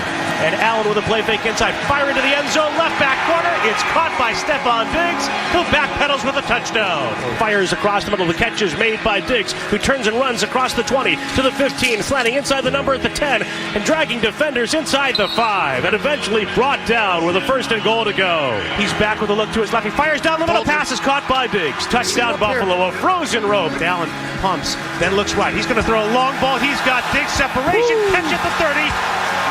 Forced to the sideline, shoved out of bounds by J.C. Jackson at the 25. That's what they call separation right there, man. That's how you get behind DBs. Allen stands in, hit as he throws to the right side for Diggs, who peels away from Jackson to the 20. He's gone to the 5 to the end zone. Stefon Diggs breaks away. Touchdown Buffalo. Backs up, throws to the end zone, and a diving catch in the back corner of the end zone left for Stefon Diggs. He's got a hat trick with a 3rd touchdown tonight. An improbable throw by Allen and a near impossible catch. Now, enjoy what just happened. Guys, the report that he might be ready for week 1 is the reason why he got $3 and $69. Guys, I don't care about the 3-year deal or the $69 million. I care about the 26 guaranteed. That's all you should care about. And he could be ready to play week 1 in. How are you going to get this player? There was nobody wanted to play here. Fact. DK Metcalf said, nope, out. So Stefon Diggs in and could be ready for week 1. Does that change things for you guys? Also, I got a blah out there. Oh, you have egg all over your face. You, Big Jim and Maz, you said he wouldn't go. Blah. Well, sometimes you can be wrong. So I was wrong. But 3 years, $69 million, that'd get me off my couch too. Besides the rest of the way here. Jeff's in Detroit. Hey, Jeff. Yeah, I got 2 things to say about this. So I love the signing, right? Bargain, you guys broke it down, 26 guaranteed. He's ready to play week 1. I love it. But my only concern is, I love it because it takes the concern or the worry of taking an offensive threat round 1. Now we don't have to reach for prospects like Ted McMillan or be pressed if Travis isn't there. But what I hope this signing means is that Campbell isn't the pick at 4. Now, what do you guys think about how this affects the draft? Yeah. I love the signing. I can't wait to watch. I'm jittery. I wish football season started today. But you got it, Jeff. We'll see how it goes. Hey, listen, Drake May can throw the ball and Stefon Diggs can go out and catch passes, but who's blocking? It's a good question. But you know what? I'll wait on that. You know why? Because the Patriots have a top receiver. Someone has signed, and they deserve credit. Elliott Wolf, according to Adam Schefter, was the one who got it done. Elliott Wolf, everybody. Tom's in the Bay Area. Hey, Tom. Hey, what a great day, Joe. We got a guy that's going to teach these young guys that are already in the room, Polk and Baker. Iriante Ursery, the big tackle out of Minnesota, was in the building for a 30 visit. And I want you to listen to this name. Remember it. Jalen Royals out of Utah State. Yep. He's another Stefon Diggs type guy. If we could get him late 2nd, early 3rd, we're cooking, Joe. We are cooking this year. Hey, Tom, do you know who the comp is? Do you know who the comp is for Travis Hunter when people give him comps in the draft? Stefon Diggs. Boom! You got it, Tom. Oh, I'm getting excited. Hold on. I'm gonna tone it down, Jeff. What's like a wrestler who gets excited and like Otis? When Otis starts dancing. Randy Savage used to get pretty jacked up. Oh, yeah. All right, I'm a little calming down now. What do you mean this Stefon Diggs? Dig it. Man, he was really good in Buffalo, and, he was in Minnesota. Got hurt last year, but the cream always rises to the top. I'll stop. I wonder if Silver's listening. I know. I'm embarrassing myself. I'm sorry. Tom's in Revere. Tom.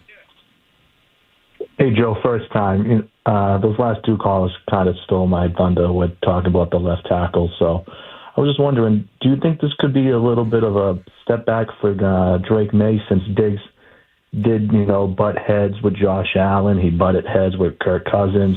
C.J. Stroud took a step back in his second year. And now with Drake May going in his second year with no left tackle, I just want to know how you feel about that. Thank you. I don't. I think that Drake May will be better playing with better players. The left tackle thing, maybe it's the draft, but like Tyron Smith's still out there. Like there's guys who can still play left tackle. But yes, in order to be successful, you do need guys who can block. That is true. Kirk's in Maine. Hey, Kirk. Do you think this could be a little bit of a back for that? Nah, he's listening to the radio. Let's see. We got Tim in Nashville. What's up, Tim? Hi, Joey. This actually, with that announcement of the day one starting, this changes their draft strategy, doesn't it? Yep. I mean, if you're able at 4 to get Travis Hunter and having that mix on day one, that changes that whole receivers room. I mean, they can basically go after needs now. Do you agree? I do agree. And you know what? I hope, just like Russell Wilson signing with the Giants and they take Shedeur Sanders, I think the Patriots, after signing Diggs, should take Travis Hunter if he's available. Oh, those two together, he can learn nothing but great things from that guy. Absolutely agree. This makes things exciting. And to your point, Tim, now I know they said they want to draft to best available, but now you can draft that running back in the second or third round that you want, right? You can select a lineman maybe after in the second or third. There's multiple things you can do now to fill a few more needs after. This was a need. They needed this guy. Right. And it actually gives them the freedom to be aggressive in that draft now. Exactly. And even if they reach up or overspend in the draft, at least they've identified a guy they like when it's a team need. Yep, I'm excited, Joey. All right, glad to hear it, Tim. Appreciate you, bro. Walter's in Boston. Hey, Walter. Yeah, I agree with everything you're saying, Murray. I just look at it. You even brought up Smith too. There's guys out there at tackle. This could even open them up to trade back and pick up Warren from Penn State. Right. If Travis is gone, you know what I'm saying, and add him to Diggs and the rest of the guys they got, and then get the lineman in the second round, and they could even get another receiver because they got 2 picks in the third. It just made my day because I was like you. I was saying that he wasn't going to come here too, so I'm really glad he came here, man. Have a good night. Appreciate you, Walter. And here's the deal. I thought that the reporting was that, yeah, they have so much money that they're not going to spend it this year, so they'll spend it next year when they become more attractive. This makes them more attractive, everybody. Just remember, Tua Tagovailoa, right? Quarterback struggled. They get Tyreek Hill. They draft Jalen Waddle. Bing, bang, boom, right? Like, think of the scenario of Stefon Diggs drafting whatever receiver. Now you have complementary players to go along with Polk, who you drafted. They brought in Matt Collins, who everybody knows, and Pop Douglas. You finish that off with Josh Booty. That's a solid room with a veteran in there, right? Like, this makes them attractive to the point where maybe Tyron Smith does say, you know what, Patriots, 1 year, $12 million, not so bad. Not so bad. Nick's in Plymouth. Hey, Nick. Hey, guys. Talking about the availability of making the team look more valuable. It's a bigger draw having Diggs on the team. I want to hear, what do you think about bringing in Tyron Smith now? It's a little more attractive. He played with Moses on the Jets. He's probably one of the best left tackles.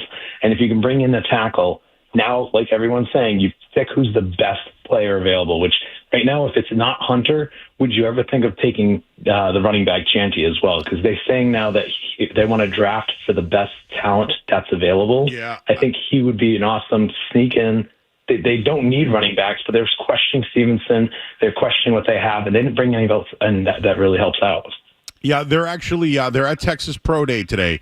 There's a couple of the running back from Tennessee they had in. So I think they're looking for a second, third round, not to mention that Vrabel has a connection with Trevion Henderson from Ohio State. They're going to find a guy there. I think Ashton Genty's off the table. I don't think he's even a consideration. Deshaun's in Virginia. Hey, Deshaun. What's going on, guys? You guys don't understand how ecstatic I am right now, but the last two callers just basically stole my thunder because basically when I heard this news, I said they must know something that we don't know. They must have seen something about his productivity when it comes to his recovery. Now, with that being said, my plan would be I would trade back, and I would consider Tyler Warren, to be honest with you. I mean, it opens the door for that. And then if you then come next round, I would consider Trayvon Henderson. Yeah, that was my pick for running back.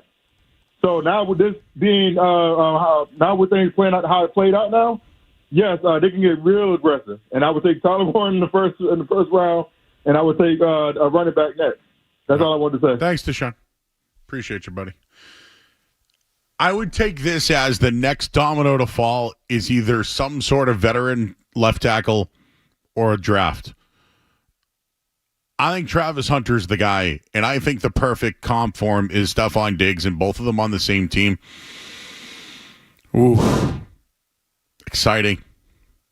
Very, very exciting. All right, the Stefon Diggs stuff is all night long. I wanted to take a breather. We had Bobby Manning set up for a call. He's out. He's either in Sacramento or Phoenix. I don't know where he is. He's on the road with the Celtics. I just wanted to get an update on the Jayson Tatum injury.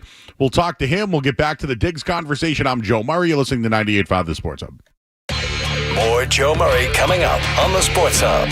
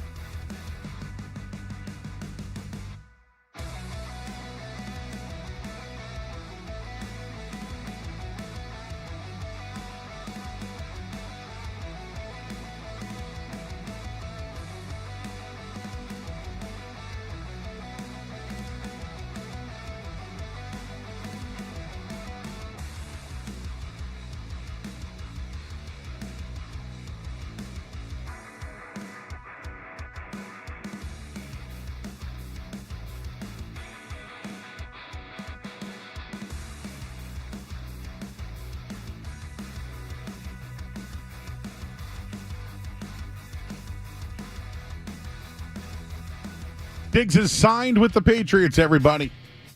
And he's projected to play week 1. Projected to play week 1. It's a $69 million deal over 3 years. $26 million guaranteed in on the deal. So very happy what they did today. And I know that some people might be like, oh, what's next? This, I think, makes them more attractive. Maybe they get a veteran left tackle out of this. Maybe Tyron Smith is like, well, Stefon Diggs signed. Maybe I should go there. A lot of things can happen here. It also brings up an interesting thing in the draft. So we'll see how it all plays out. I know the guys over at CLNS are doing a ton on this right now. But let's go to the Volkswagen Dealers Expert Hotline from CLNS. And he's on the road with the Celtics. He's Bobby Manning. Bobby, appreciate you being flexible. Some big news regarding Stefon Diggs to the Patriots. But I need to know about the big news about Jayson Tatum because last night I got scared. And I think they got to put him in bubble wrap the rest of the way. But what do you got on Jayson Tatum, bud? Yeah, good news. Doubtful tomorrow, which isn't out. And you would have thought he'd automatically be out of that game. And he probably will be, and probably will be out for some amount of time here. But the fact that he's not going to miss significant time, which I think this points toward, is a massive win. Now, the bad news there is you're probably going to have to, just hold him down, hide his jersey, whatever you need to do to not play him in some of these games coming up. But I think when you saw that happen in the moment, you're like, uh-oh. Like, there's the possibility of weeks here, and there's only weeks until the playoffs.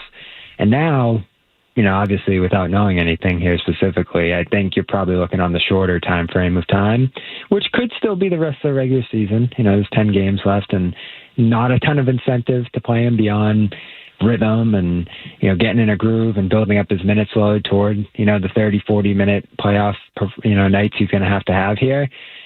So, there's good and bad here with the injury report we just got a little while ago here. The obviously worst part of this is that you just killed this groove he was in, or at least knocked him off this groove he was in, which I thought was the best we've seen all season from him, even at the start of that game in Sacramento, where he's just assisting or scoring on pretty much every basket for them. So that interruption is the toughest part of this, but obviously you're just thrilled that he's not going to miss a significant amount of time, it looks like. That's good. Bobby, just another question on Tatum real quick. Is it the same ankle that he's injured before? We know he had an ankle injury in that Game 7. It was from these finals, yeah. Something to worry about here long term? I mean, that's how ankles are, right? You heard them once. They're more susceptible to injury going forward. I think with him, the surprising part of that injury and just the scene we saw there is that we never see it from him. He's never hurt, and I think the fact that it happened on a collision with a guy and an illegal flagrant play there is the toughest part about it, is because this wasn't just him running up the floor and turning it. This wasn't him falling awkwardly around the basket. Like, this is a play that didn't need to happen. And obviously there's a lot of debate yesterday among the fans of, the penalty severe enough on a play like that. I don't have concern going forward about him specifically there. But you probably do need to be cautious. I know he even said that out there, the Globe, that, in ESPN, that he's going to be cautious with this going forward. And he has to be, because there's no reason to rush back from this. There's literally none. He's reached the All-NBA threshold of 65 games. There's no seeding to play for at this point. The only thing you're looking for is maybe 1-2 opportunities to play all the starters together late in the schedule, if you need that, because they'll have a lot of practice time while they do that play-in tournament and figure out who's going to be the 7 and the 8 seeds for, a full week there once the season ends. So, you're talking 25, 26 days here before they play a playoff game, and there's just no reason to rush back. And that, to me, when you see doubtful for this game, you're like, yes, he's not super hurt, but you're also like, oh, he wants to play. Yeah, I know. That's the hardest part. Yeah. He's a guy that's. I hope he takes the right road on this one. Just speaking of that, I didn't think Jaylen Brown was right last night. I know he had a couple of games off. I mean, at some point, are they going to talk to these guys and be like, "Hey, listen, we have too much invested going forward here. You got look, the bench shooters are shooting 40% or better. I mean, at this point, like, this is the best groove I think the team has been in for the most part this year. I would rely on the bench the rest of the way here." So, 10 games left. The Brown thing's interesting because he didn't look good again in that game yesterday. Looked pretty limited, didn't get super involved out there, and maybe that's just coming back from missing a handful of games. But, I'm still worried about the in-and-out nature of his injury and how long multiple ailments have lasted for him throughout this season here, multiple lower body injuries he's dealt with, in the second half of the season there. So I'm hoping that, he's got, 10 games left here. He needs to play in 8 of them to get the All-NBA. 2 of those can be 15 minutes or more, so you could just kind of play him quick in those last 2 games to get him to that minimum for All-NBA status. I don't know if he's going to get it, even if he reaches that game threshold here, especially if he doesn't play great down the stretch. So that's what I'm wondering about when you see him jumping in and out of the lineup and really trying to get out there, when he's obviously dealing with some stuff here is the All-NBA thing a factor there? You hope not, because he earned the Supermax at this point. Everyone knows what his status is and, what he's accomplished at this point in his career. You love to have those All-NBA stacked up when you look back on your career, but a championship's more important by far. And, he might play those games and still not reach All-NBA. He was obviously one spot off last year in the voting, but, that's the downside to that new rule. And I liked it when they made it, Joe, the 65 games that you have to play in to get those awards. But if you're a guy who's, got 10 games left and you need to play in 8 of them to get there and you're banged up like Jaylen, there's probably is some pressure, you're building internally to be like, all right, let me just kind of push through this and, try to play. And obviously for him, rhythm and all that's a factor too down the stretch here. But the only thing that can hurt them, Joe, I think, is the health. More than anything else at the very least in terms of getting to these finals at the very least. So it is tough to watch multiple guys dealing with stuff at this stage right as the playoffs are about to get going because they've answered pretty much every other question to this point. All right, it's Bobby Manning. He's joining us from CLNS. Bobby, this road trip, how is it out there? I mean, what do you got? Phoenix on deck. I just saw that Damian Lillard's out indefinitely now. He's got a blood clot in his leg. Wow, so, I did not see that. Yeah, that just came out while we were talking here. So there is some additional NBA news here. But I just wanted to ask you about ownership group. Do you think that it could affect the team at all on the court, the change in ownership?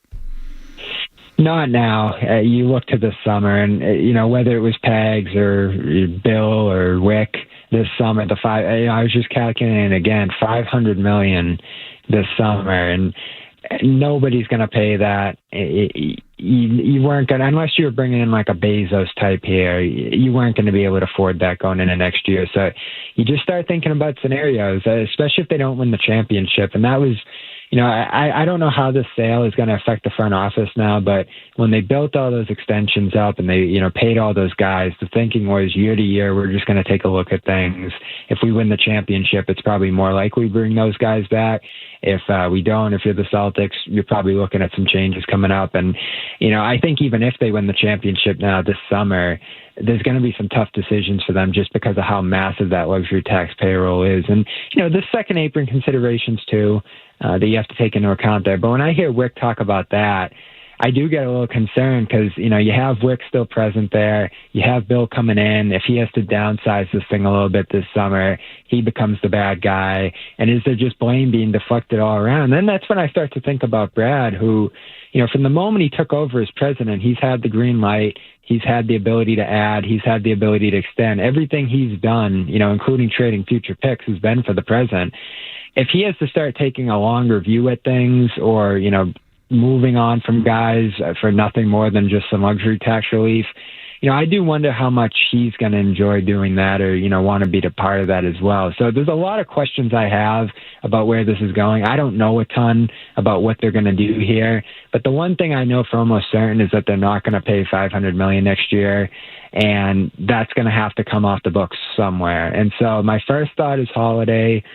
I don't know how they're going to move that contract if they need to. It's pretty massive. As it goes along, it gets a little smaller as a percentage of the cap. But, he's had a tough year. And obviously he's a guy who's very well respected around the league and, could still have a massive postseason ahead of him as he did last year. But this hasn't been the best regular season for him. And he's dealt with a lot of bumps and bruises. And he's pretty deep into his career at this point. So I'm interested to see where that goes. And, even where this ownership sale goes in the first place here, because obviously Bill's the face of it, but there's private equity money and there's a bunch of other different people mixed up in this. And you don't know whose money is actually driving this thing. And I know they're saying Wick's the decision maker there, but it's going to be whoever's signing the checks who's ultimately going to have a large say in where this roster goes and where this payroll goes. So this is a massive story. I think it's been a little underrated until it finally, came to a conclusion here. The sale went through, is where that ownership was going to go. And I still think we have a lot of questions in terms of who's actually going to be making the decisions here going forward. All right, Bobby. I appreciate taking a few minutes. Any thoughts on the Stefon Diggs signing?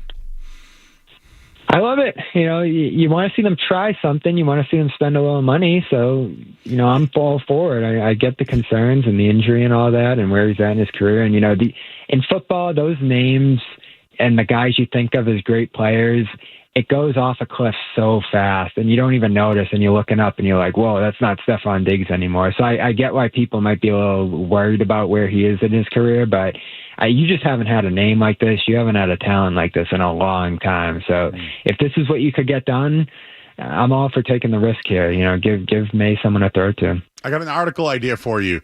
You remember when the Celtics had problems bringing in free agents? But before Horford. Exactly, they signed Horford, right? And then they finally got Hayward, and then I think the Patriots are going in that route. I think they're trying to secure some pretty good guys that their coaching staff knows very well. Like that's why they brought in Hayward again with Stevens, and then eventually they go out and get their big fish. Now they missed on Kyrie and they missed on some others, but they nailed it through the draft. Maybe the Patriots are going the same way as the Celtics. Yeah, for sure. And, if you do have a cornerstone guy who people want to play with, I'm sure there's probably some appeal to Diggs of playing with a May. And then all of a sudden you have a Diggs there and, whoever's looking around saying, oh, Diggs is there, I want to be there too. Like that does kind of snowball a little bit into something good. Because the biggest thing, like you said, Joe, is do people want to be here? And I think the answer was no, in the couple of years leading up to this. Now you want to turn that into yes, and having a good season and guys that people recognize is more important for that than anything else. And so you can't be picky if you're them. You got to go get someone who is a top end talent there, or was at the very least, and take a risk. And it's certainly a risky decision. It seems like I don't know what the money is and all that. I'm not an NFL cap guy. That thing kind of makes my head spin, but I'm as a fan. I don't cover the Patriots. I'm a fan.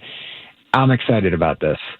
All right, just trying to compare it to the old Celtics who had problems bringing guys in and then had to really become attractive, and bing, bang, boom, here they are going for a repeat. So I think it's a good comparison. Well, there you go. You got yourself an article right there. You can write that up over at CLNS.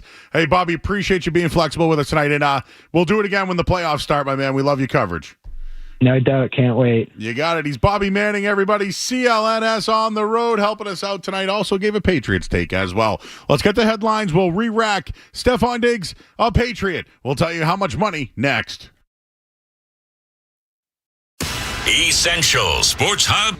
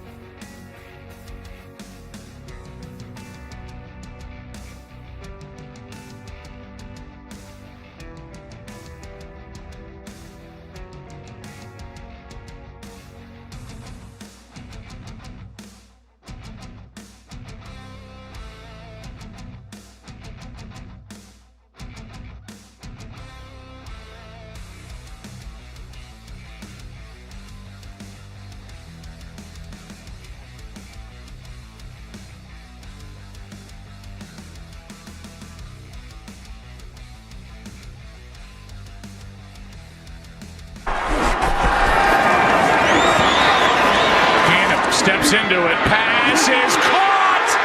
Diggs! Sideline! Touchdown! Unbelievable! Vikings win it!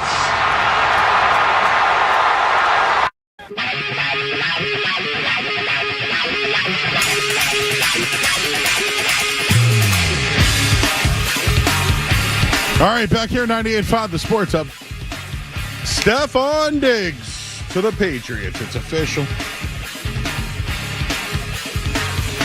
It's official. I love the move. Okay, let's talk. Let's be critical of the move for a minute.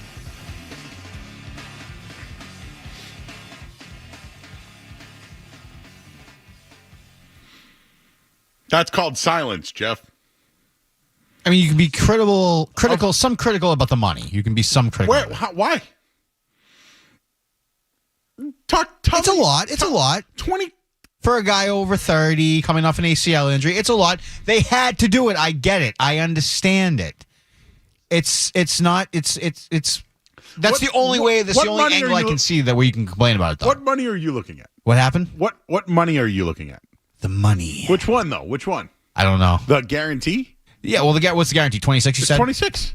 Think about it. The deal is forget the 69 and all that. It's $26 million. It's $26 million. That's it.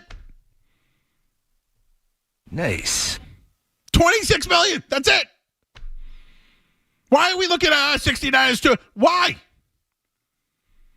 $26 million and he'll get a salary for playing. Done. They were going to give 40 to Brandon Ayuk. A serious question. Take age out of it. Who would you rather have, Stefon Diggs or Brandon Ayuk? I'd rather have Diggs. Josh, you have something you want to add? No, I was just going to say the same thing. I'd rather have Diggs than Ayuk. Thank you. What the hell's going on with the Giants? Josh is a Giants fan. What are they doing? What are they doing at 3? To be honest, I don't know necessarily as of right now. I was editing a YouTube video for the Joe Murray Show. Go check that out on 98.5 The Sports Hub's YouTube channel. And basically, I came back. The Diggs news happened. As far as the Giants go, from what I was hearing while I was editing the video, apparently Adam Schefter was on ESPN saying that the Giants are probably still going to draft Shedeur. Is that correct? I think somebody told that to me. Still the favorites. And if that's the case, I don't really like the fact that we signed Russell Wilson because there's no reason to go get Shedeur now at the number 3 pick. If Travis Hunter is there, you go get Travis Hunter. And I know that you're saying, hey, we would like to have Travis Hunter here in New England. I think anybody would like to have Travis Hunter if he's available at their pick. So with that being said, at this point, I think that the Giants should be out of the Shedeur business. Go get Travis Hunter or go get the best available guy because we have a lot of holes and there are a lot of gaps. And not we, I say the Giants. I'm a very passionate fan, so I apologize for saying that. Thank you. You know, you guys don't wear headphones back there, so you guys can't hear mine broke, and I just have been so lazy just to go buy a new pair. But when you guys talk, and then I talk, you guys can't hear me. No, that's why I'm pretty good at turning it off and on. I just was venting. I know it's frustrating for me too. He kept saying we, and I'm like, the Giants? Who's we? Wait a second, who? We? The royal we. All right, well, Stefon Diggs is a Patriot. Adam Schefter reporting, the Patriots felt comfortable for giving Diggs the 3-year, $69 million deal that GM Elliott Wolf. Schefter had to throw that one in there, huh? Elliott Wolf did the deal.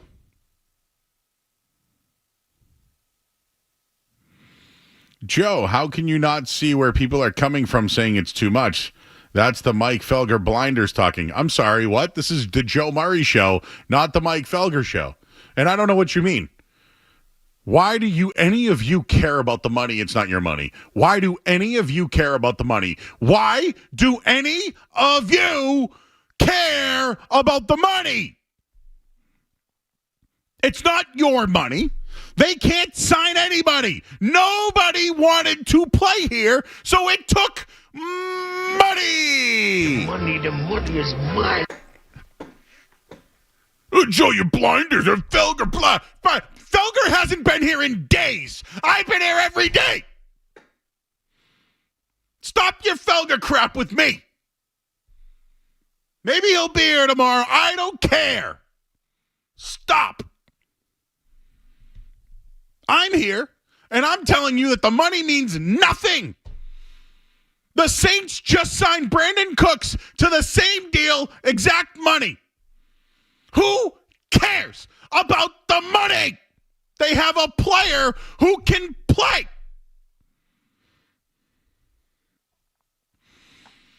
The money is mine. You got your Felger blind. Blah! You said they weren't going to sign him. Blah!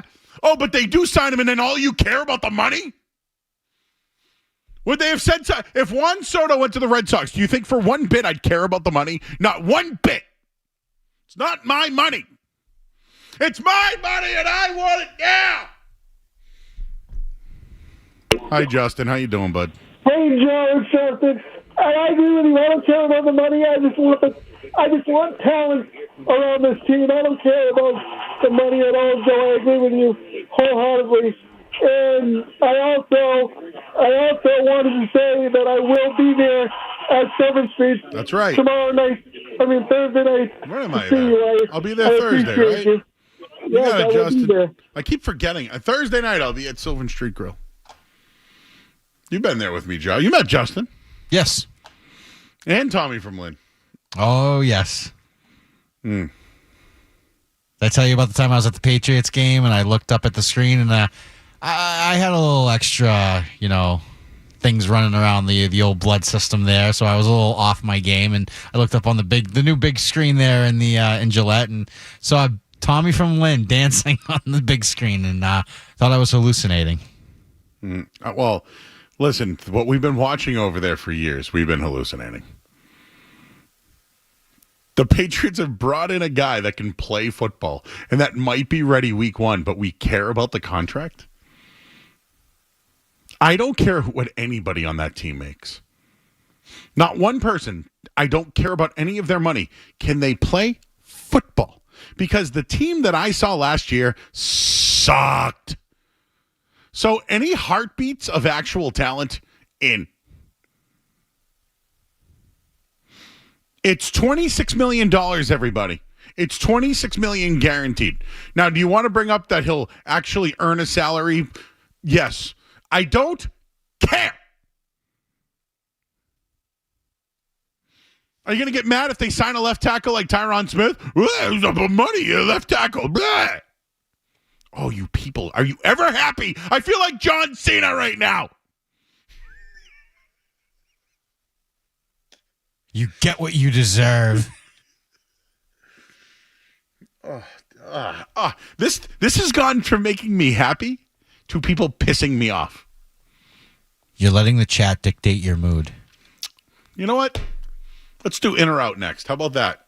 Works for me. All right, we'll do that next. Josh is going to join us here on the Sports Hub. What's it gonna be, McFly?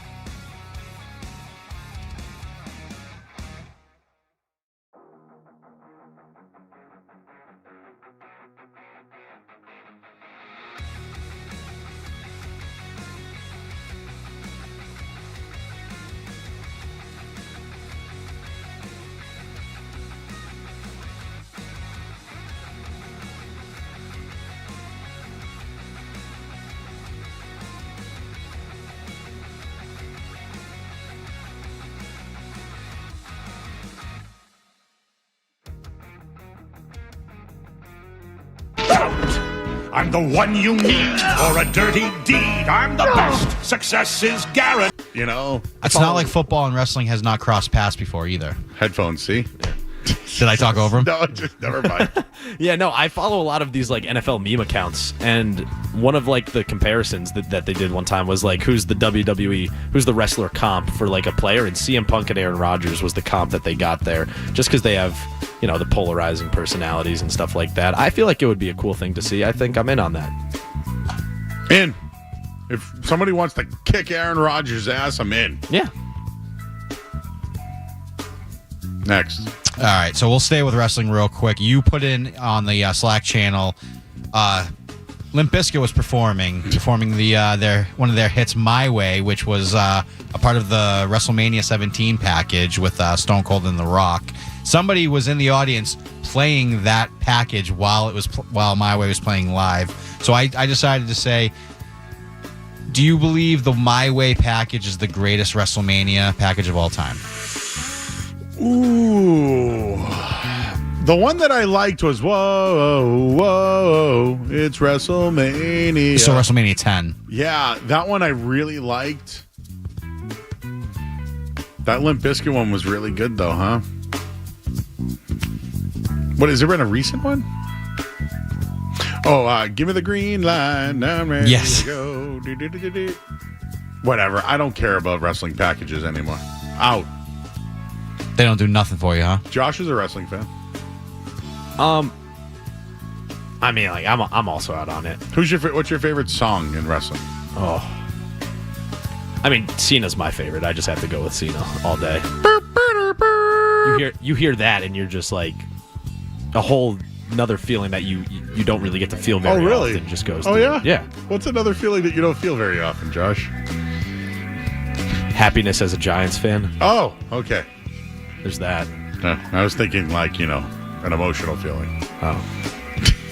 Well, happiness as a Giants fan is definitely an emotional feeling. That's true.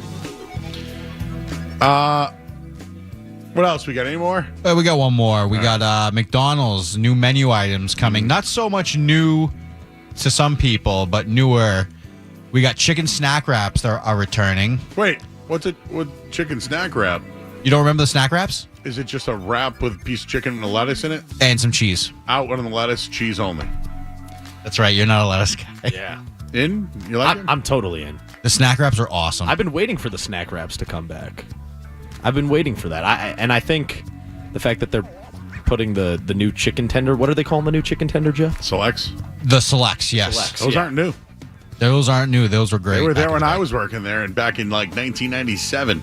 My brother loved them. I wasn't even born then. Oh, you weren't born then? Yeah, Oh. I wasn't even born. Yeah, in 1997, I worked at a McDonald's. Oh, there you go. And I used to sleep in the ball pen. True story.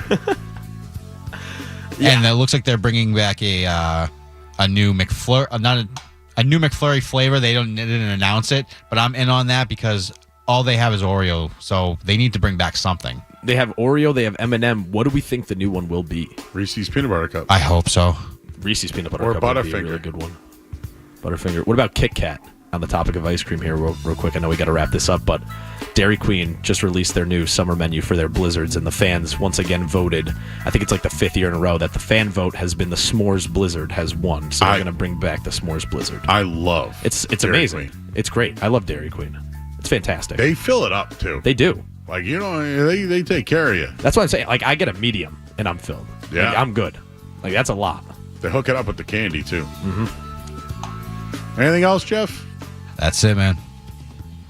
All right. Felt like I threw one more in there, and I don't know why, but we had breaking news tonight. Actually, Joe, I got one for you real quick, if that's all right. So, you know the famous Masters promo that ESPN runs where it's Ray Charles singing Georgia? Mm-hmm. They replaced Ray Charles on the promo. With who? Noah Khan. Oh. Yeah, I am too. It's not a good it's a more upbeat rendition too. It's like a modern rendition. Noah Kahan? He's the guy at Fenway last year, right? that I don't know who he was, but he sold out Fenway? Yeah. Apparently it's Noah Khan. I used to call him Noah Kahan. I'm not the biggest country guy, so I don't really know, but Noah Khan is the Ray kid. Charles got replaced? Ray Charles got replaced by The Noah Khan. hell? Yeah, on the Masters promo. You know what my favorite Ray Charles was, though? You won't remember this, Josh. You got the right one, baby. Uh-huh. Uh-huh. Diet Pepsi. It's the... And caffeine free. You got the right one, baby. Uh-huh. I can't believe you still remember all that. Well, they had that, and then there was... they did... right now with the new Crystal... Crystal Pepsi, yeah. Crystal... There you go, see? You know what's so funny is every commercial I remember as a child is about food. Chicken tonight. Except for Skip. I feel like chicken tonight. What else do they have? The rice-a-roni with the train. Sunny D. Oh, Sunny Delight. Hey, pizza on a bagel, baby. Pizza in the morning, pizza in the evening. Do you know which one I do know that wasn't food? Skip It. Skip It. Very best thing of all. There's a counter on this ball. A Mr. Bucket. Oh, what was the Super Soakers? Or Hungry Hippos?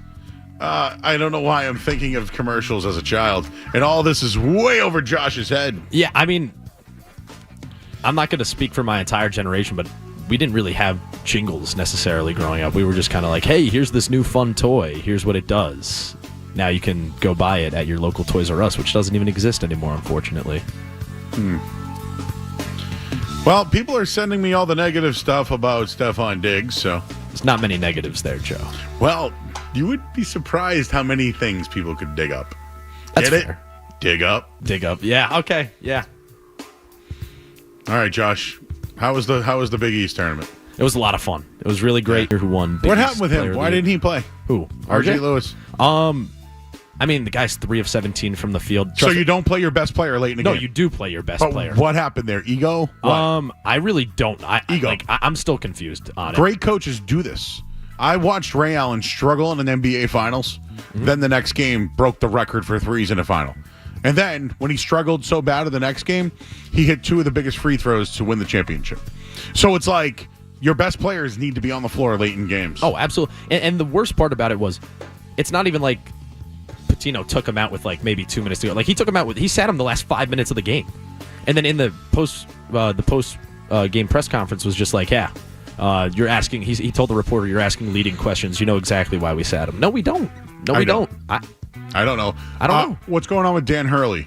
I mean, I was watching 60 Minutes a couple weeks ago. He said like 50% of his team was ready to go into the transfer portal. So UConn's going to have to do a lot of rebuilding. I don't know what McNeely's going to do yet. Big East Freshman of the Year. He could come back. He may not. There's a lot of things that are up in the air right now, and a lot of people are really hating on Hurley right now because of the comments that he made in the tunnel post game. He said it's the Baylor Bears when they were in the tunnel, and he was walking off about the refs or something like that. In or out on the Lakers job or UConn job? I still think the UConn job. So, like, you think that you're out on the Lakers job? Yeah. Like, I think Dan Hurley returning to win one game when he could have went to the Lakers and got potentially Luka Doncic? I don't know. See, here's the thing. If Hurley's coaching the Lakers, you don't even know if they get Luka. Like, they could. The same things could have happened. Hindsight tells me. I don't know. I'd rather the Lakers. His style. He's not even going to be the top. He's not even the best coach in UConn history, coaching history. Calhoun. Oriema, you name it. Mm-hmm. He won't even be like in the. No one will think Dan Hurley at UConn. No, yes, they will. No, they won't. Yes, they will. When it's all said and done, they're going to think Jim Calhoun. No. Well, yeah, let me tell you, for the they're first. They're going to credit Gino Oriema before anybody. So even Jim Calhoun's second. Dedham, Massachusetts, by the way.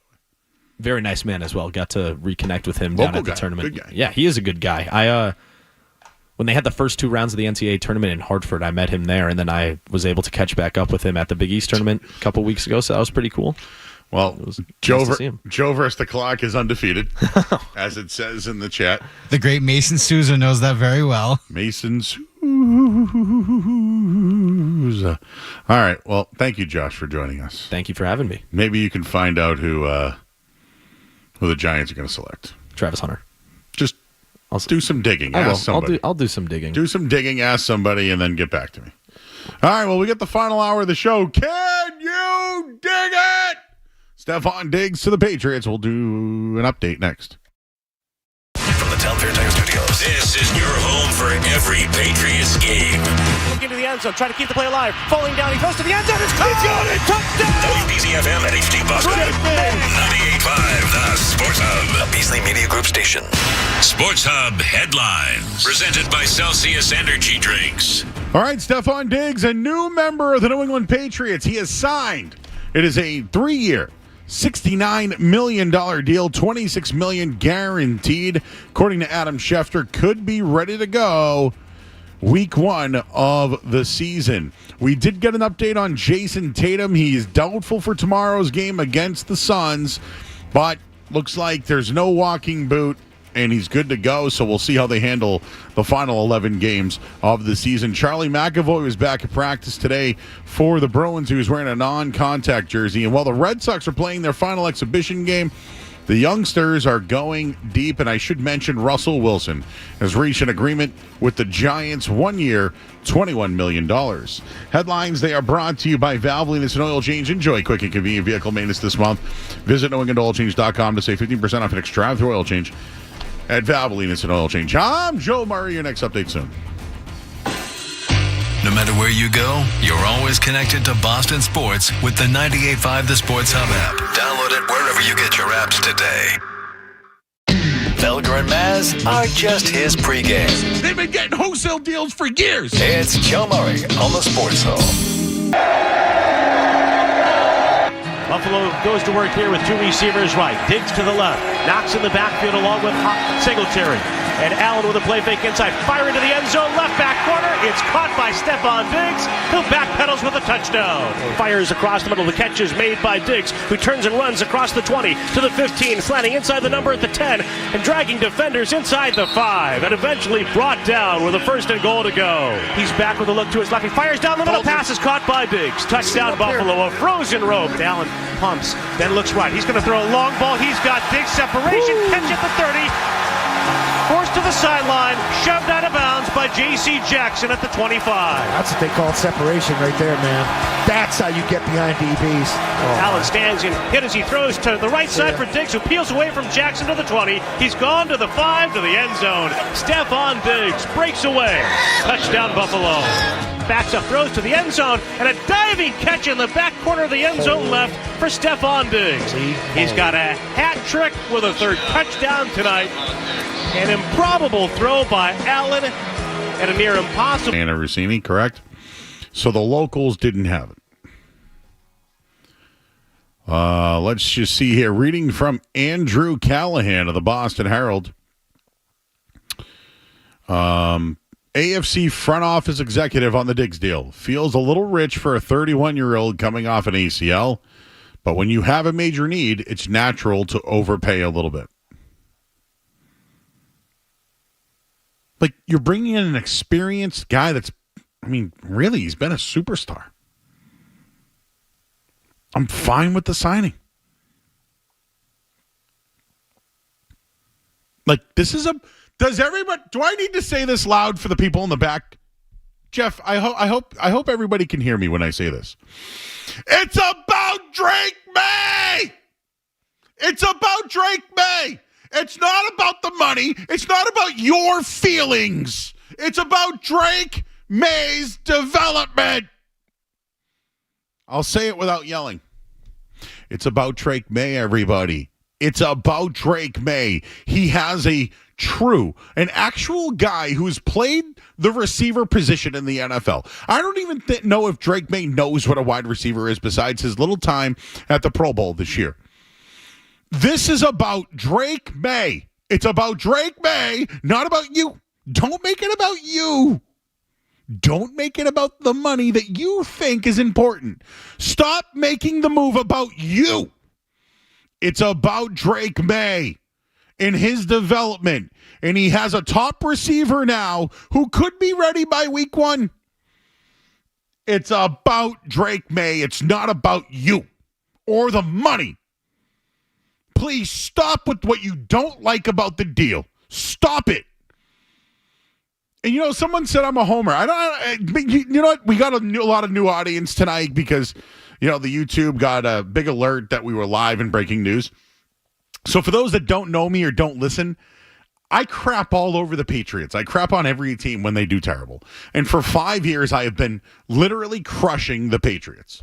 I work post-game on Patriots, and when they lose, I crush them. Crush them. There's no bias here for me and the Patriots.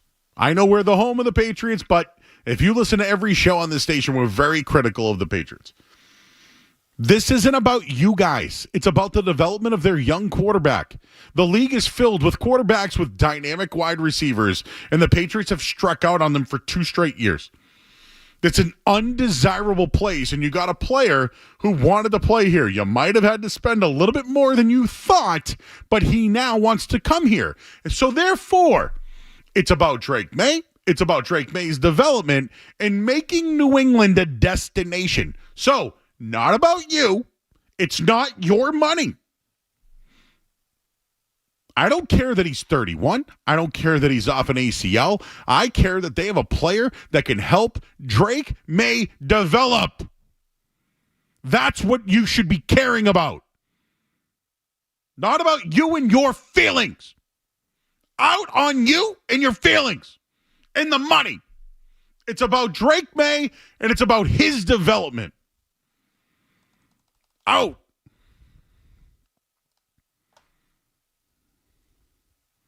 What do you got to say today, Tommy? What's up, Joe? Joe, I love the sign, and I love it. You know why? Like you just said, you hit it point on, man. You hit it point on. Because we needed somebody like this. We needed a number one for Drake, man. We needed somebody to motivate these young kids like Pop Douglas and Jalen Polk.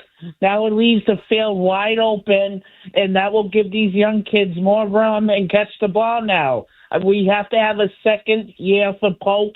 This year he's going to have a good year, Joe. And, Joe, I'm going to be there on Thursday night to see you at Sylvan Street. I'm looking forward to the show. All right, we got a show, Sylvan Street Grill, Thursday night, Tommy. I'll see you there, bud. Oh, yeah, I'll be there. Thanks, buddy. Looks like we got a contingency, Jeff. Everyone's making the deal about them. That's pissing me off. I don't know why it's pissing me off so much. Why? Like, everyone has to make the deal about them. I think it's an overpay. I don't care what you think. That is true, though. Like why is like Joe from Jiffy Lube caring about how much money? Hey, it's an overspend. Who cares? Remember the guy who called, this is embarrassing. He didn't even know what he was talking about. This is about Drake May. It's about Drake May. Look around the league, right? If I mentioned, let's just say, when you think the Chargers, who do you think of? Herbert. Okay. Do you know what I'm saying? It's about them. When I mentioned the Bengals, who do you think of? Burrow. What did Cincinnati do this year to help Joe Burrow? They signed their 2 wide receivers. I don't know who's going to play defense, but you know what though? Joe Burrow is going to throw, right? The Patriots have Drake May. What else? Tell me. You tell me. Tell me what else they have. Offensively. Stevenson. Okay, yeah, you keep going. That's it, man. Hunter. What do they have? But yet you're mad about Stefon Diggs. Oh, it's an overpay. They have nothing. What can help Drake May besides a wide receiver that's had 6 1,000-yard seasons? 4-time Pro Bowler. Oh, no, it's a bad overpay. It's an overpay. You guys are crazy, seriously. You know what the problem is? You make it about you. Again, I feel like John Cena. For those that have been watching his promos of late. All right. Well, I apologize. I have to go to break because I've been late. And I see you guys on the phone lines. Remember, we're going to take a 4-minute break here. And I'm going to come back and I'm going to take all your calls. We'll do that next here on the Sports Hub. More Joe Murray coming up on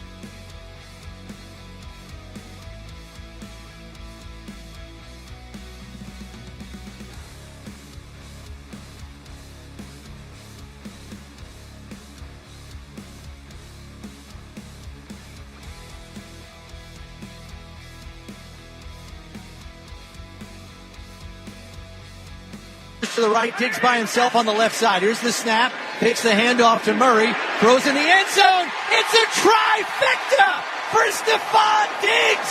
A 13-yard touchdown reception.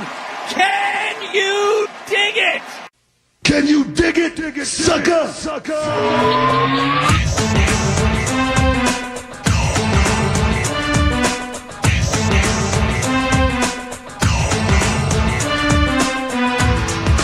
you dig it, sucker? I'm about to do a spin-a-rooney. A Joe Rooney? Yeah. I had to post this photo just now, but does anybody remember when Houston and Buffalo played earlier this year? I just posted it. But there's a nice little side eye of Stefon Diggs looking at Josh Allen.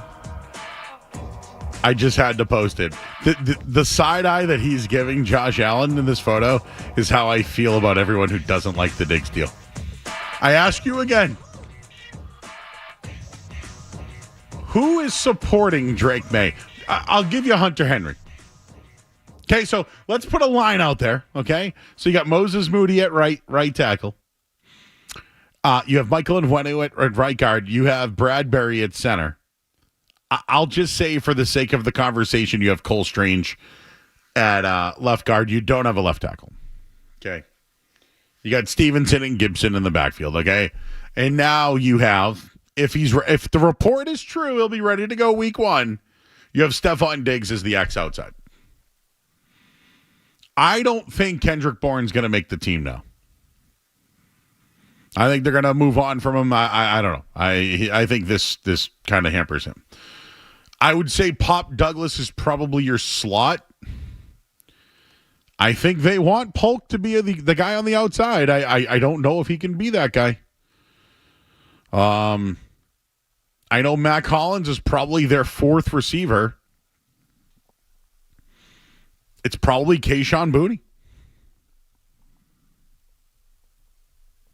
I guess if you want to look at it, Bourne and Diggs could be complementary with Pop Douglas in the slot. Then you got Mac Hollins and Jalen Polk and Javon Baker. So I guess Boutte, Diggs, and Douglas are your 3 right now, I guess, with Mac Hollins and Jalen Polk. Your thoughts, 617-779-0985. JP in North Providence. Joe, I am souped, okay? We got my new receiver, the shovel. He's going to dig him and bury him. The chatters are with you. Bleep everybody else, Joe. No more 1 o'clock games. You're going to be working till midnight because we're going to be on at 7 at night. They're not going to flex you out when Drake May's thrown to him. Other people are going to want to come here, Joe. I love it. Now go get Will Campbell. Send him down to the cattle ranch with John Hanna like Rocky training for Drago. Let him load steer, work there, send him back up here all snarly. We got a left tackle, get another receiver in the 2nd round. We're good to go, Joe. I'm psyched. So you think that they go lineman in the draft? They're going tackle. Unless somebody goes brain dead and doesn't take the best 2-way player I've seen, since Deion Sanders. They may not, but I think they go left hot. Give me Snarly. I'll stretch his arms out, put his rack out. Give me Tough. I want Tough. Roll out May. Don't worry about the short arms. Go get the proven tough left tackle. I want him. I don't want to teach somebody how to play left tackle. Get him. He's tough. I've watched him on TV. He can do the job. Get him. Train him. I'm psyched. All right, JP. Appreciate you, bud. JP's psyched. How about John in Buffalo? Hey, man. So is this what it was like when Bledsoe left the Patriots for the Bills? All the Bills fans were so excited, and all the Patriots fans knew he was done. Dude, this guy's shot. And I wasn't even going to read this up, but you were talking about that picture where he was giving Josh Allen that side eye. You mean the guy who earned you over $100 million in salary, and that's how you look at that guy? You don't like that guy? Dude, this is not a good idea by you guys, and I love it. being a Bills fan, I'm calling in for the first time in years because of this. That's how happy I am about this. This is amazing, and I'll have this conversation. Tell me why I'm wrong, Joe. Tell me why it's a good idea. Please do it Well, right I now. actually have no clue what you're saying, so I can't tell you anything because I don't understand you. Why is this a good option for the Patriots? Because they don't have any other options. Well, this guy is actually a net negative. How? Where? So, Tell me where. Tell me where. Matt Collins is actually someone who's going to help your quarterback become a better player. Yeah, sure, fine. You're in Buffalo. You're a Buffalo Bills fan? I am a Buffalo Bills fan, yes. Okay, so you didn't like Diggs' 127 receptions, 103 receptions, 108 receptions, 107 receptions in the 4 years that he was there? I liked all of it, but I knew what it was worth. I knew where it came from. So you think it was all Josh Allen? 100%. So what would you say Don't about you? what about You the? don't think that? No, because what about the 100-yard reception seasons he had with Kirk Cousins? So you're gonna who's more washed, Stefon Diggs or Kirk Cousins? He had half as many. Answer the question. You're talking about a fact that's not a reality. You are not. You just are a homer Bills fan who is glad Stefon Diggs is gone and Josh Allen had a good year without him. Good luck with Keon Coleman and Khalil Shakir and all those guys. Good luck. Answer the question. Who's more washed? Jeff? Who's more washed? Kirk Cousins? Who's the backup, by the way? Or Stefon Diggs? Oh, Kirk Cousins. Thank you. Why people don't answer questions? You know, yesterday I said I say hi to people and they don't answer me. How come when I ask people questions, they don't answer them? They call me and ask me questions and want my answers. When I ask them, they got nothing. We're so happy in Buffalo, yeah. Hey, don't get me wrong. A lot of teams trash become the Patriots' treasure. I get that. Happens a lot. Topher, can you believe these people? What are they? First off, I gotta thank you for not having me follow JP because JP is amazing. But I want to know what they're putting in the water in Buffalo that this guy actually comes off to the fact he's sour about it. Because I'm relishing in the fact that we have Stefon Diggs, and I'll state why. Number one, pure wide receiver. I've heard comparisons to the fact we should have gotten Cooper Kupp. Excuse me, Cooper Kupp had 2,200 yards over the past 3 years. Stefon Diggs, even injured, he had 3,000 plus. I'll take Stefon Diggs over the past 5 years because he's had 1,000-yard seasons. And yes, Kirk Cousins would be the washed-up person. And I'm sorry the fact that everybody's made you Spicy Joe today. You deserve a breakfast baconator over the whole thing. Oh my God! Hey Topher, last night Jeff was here. Yeah. I told everybody I had a case of the runs on the weekend. You saw how many? I did not, how many times did I get up? How many times? About 4. I didn't say anything about that. So I was like, "Oh, how was Joe in the show?" I was like, "Oh, he was good." No, I told everybody last night I had the runs.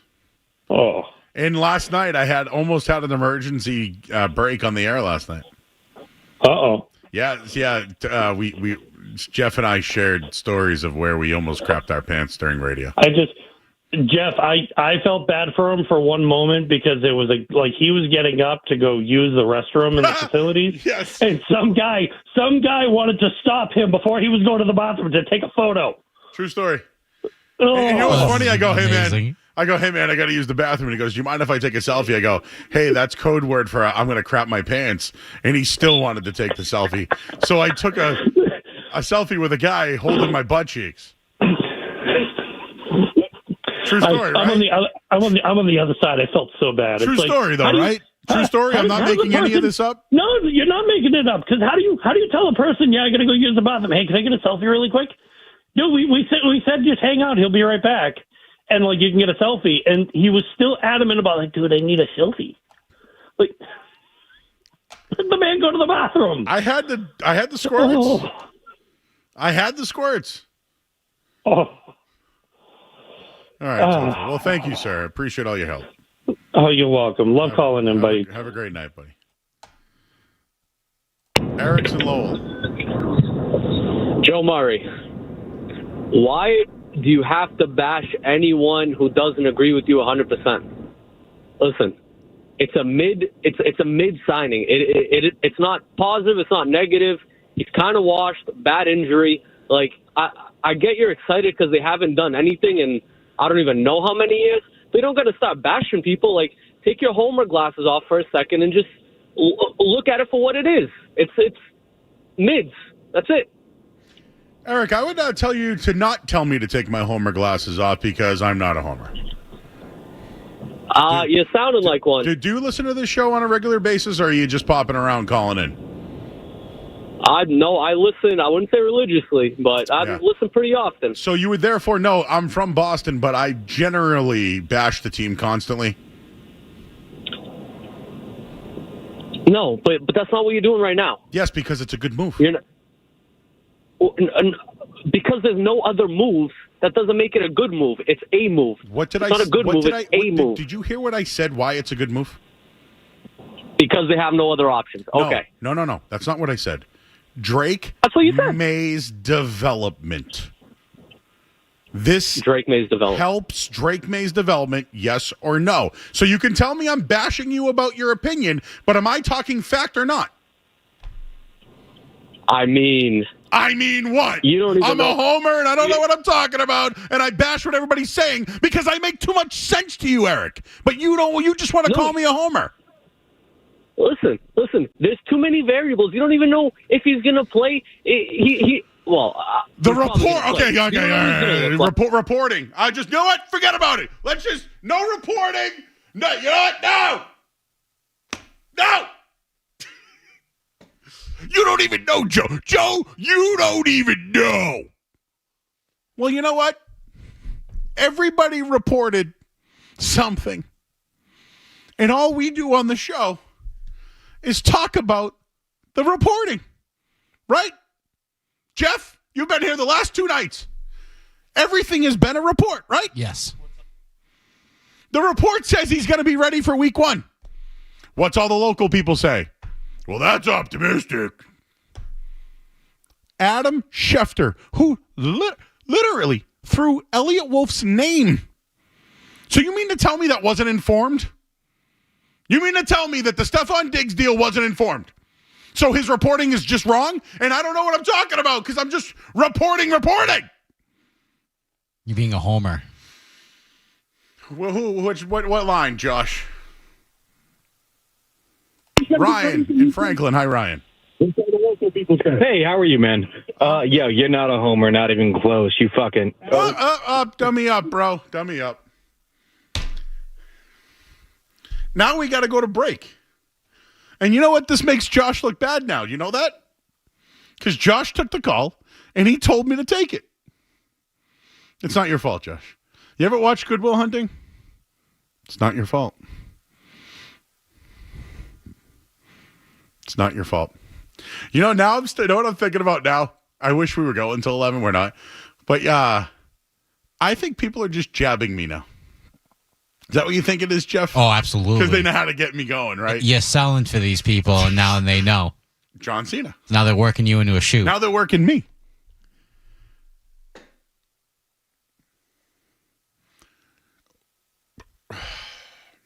Let's do one more. How about one more? Should we do longest order? Yeah, Lou's been on for a while. What's up, Lou?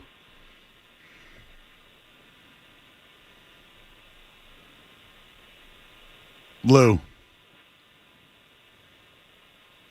That's not good. Joe's in Stoneham. Hey, Joe, how you doing? Or should I say Homer Simpson? But I'm gonna talk in analogies here. When they were talking about Diggs, I didn't love the idea of it, but now it's like I've said before. I feel like I have the Powerball ticket. If he has a good season and helps Drake May, even for 1 year, it'll be huge in Drake May's development. This guy played for the Bills, so we have a little bit of inside information on the best team in our division. If we can even get close to being, just in our division, the top team again, this is going to be huge. Thank you.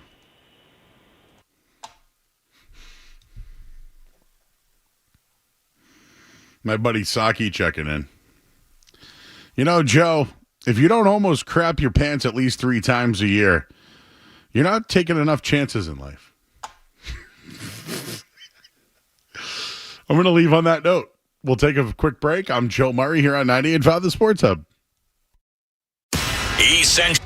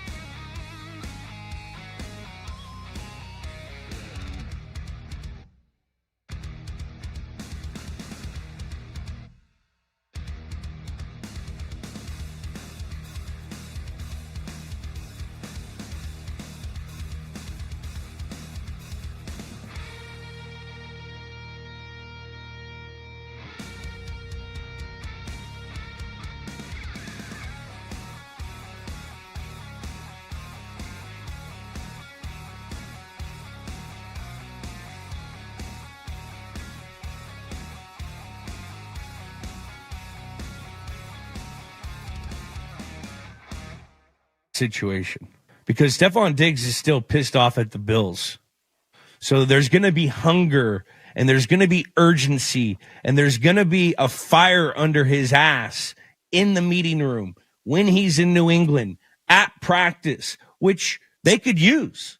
They could use a little fire under their ass in that receiver room. And you know that Stefon Diggs, he's got a lot of he's got a lot of the instances where he's got the mind games with the quarterback, but no one ever second guesses how hard he works and the amount of work that he puts into his craft. So if you're getting a motivated Stefon Diggs, that could be really beneficial to the young football players in that young football room that they call the receiver room in New England. They have a lot of young football players there. It'd be really good for these younger guys to be able to see how a professional works daily, how a professional prepares daily, how a professional takes care of his body. And if Stefon Diggs is doing that, you got to bring him in. Well, a guy who might know a little something about playing receiver.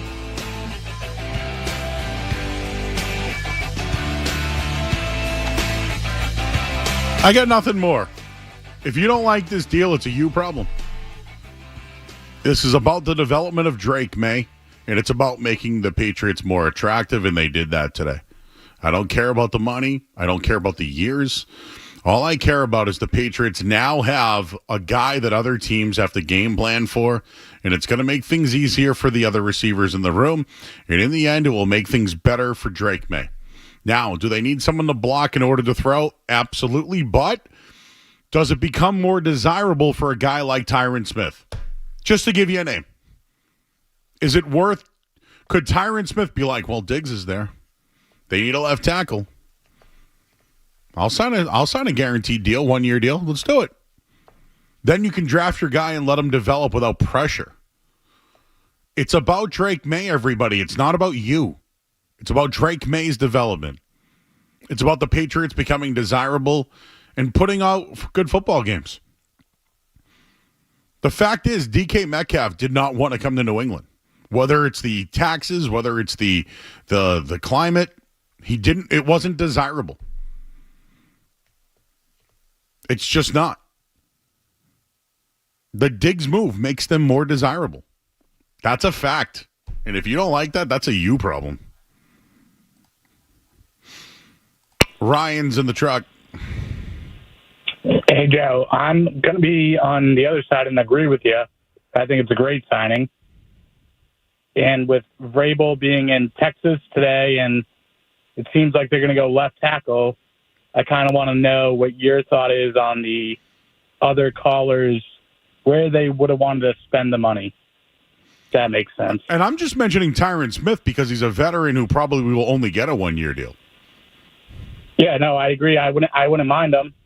And I think the guy we drafted last year, with the signing we had earlier, they want him to be the left tackle, so I could see a 1-year deal going. Yeah. But where do all these guys? We have a guy now. Where do all these callers want the money to be spent? Yeah, I think it's next year, and I know that people don't want to hear that, Ryan. But if you can be an attractive place this year, next year you'll have the money to find guys. I agree. Thank you. Does Nathan agree? Hello? Hi. Hi, how's it going? How are you? I agree with you. Stefon Diggs was a good sign. We're getting him for $23 million a year. He may not be a true number one, but for our team, he's a number one. Our receivers are horrible. They're dirty high school wide receivers. It's a good pick. Don't let nobody talk no junk to you. They're a bunch of banana heads. Banana. Ryan's in Dorchester. Hi, Ryan. Hey, how are you, Joe? How you doing? Good, good. Hey, love your work. Actually a Rossi native, so Sacred Heart alum. That's so right. Nice just job. like you, love it.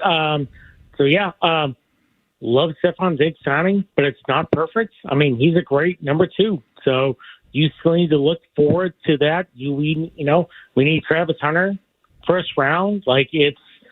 That's good. It's still not great. We still need to build upon that. Rossi for life. Final call tonight. Dylan is in Worcester. Hey, Joe, how you doing? How you doing? I'm doing good. Good. I just want to say I love it, man. 3 years, $26 million is nothing. But I had a question: is it the signing bonus, or is it guaranteed spread over 3 years, so it makes it even better? Yeah, really, it's $26 million for. I look at it as 2 years. Not going to let him go into that last year as a. You know what I'm saying? So it's two. Yeah. It's the same deal as Brandon Cooks. Right, and it opens up the draft even more for us. They have options now. I got feisty tonight. I'm not going to lie to you. It's okay if you don't like the deal. I just think you're wrong.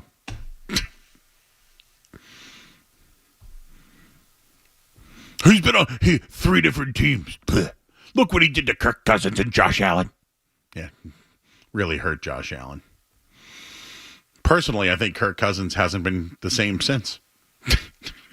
What do I know, Jeff? What do I know? Can you send You're us just sitting there. Can you send us out with the montage that you did tonight? I could. Okay. Well, Jeff, thank you for filling in the last couple of nights. Great job. Excellent job. You're the man.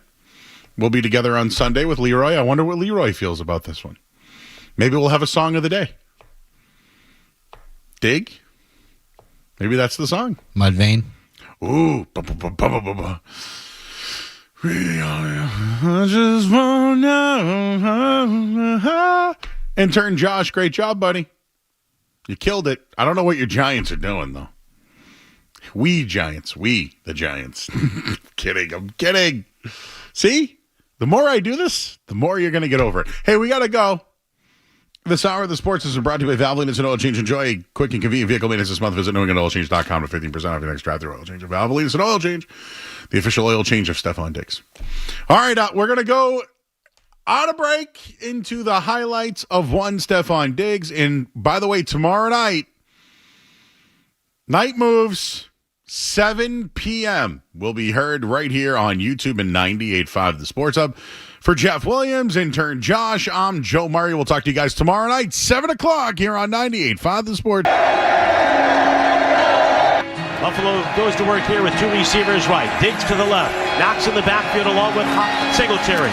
And Allen with a play fake inside. Fire into the end zone. Left back corner. It's caught by Stefon Diggs, who backpedals with a touchdown. Fires across the middle. The catch is made by Diggs, who turns and runs across the 20 to the 15, sliding inside the number at the 10 and dragging defenders inside the 5, and eventually brought down with a 1st and goal to go. He's back with a look to his left. He fires down the middle. Pass is caught by Diggs. Touchdown Buffalo. A frozen rope. Allen pumps, then looks right. He's going to throw a long ball. He's got Diggs separation. Catch at the 30.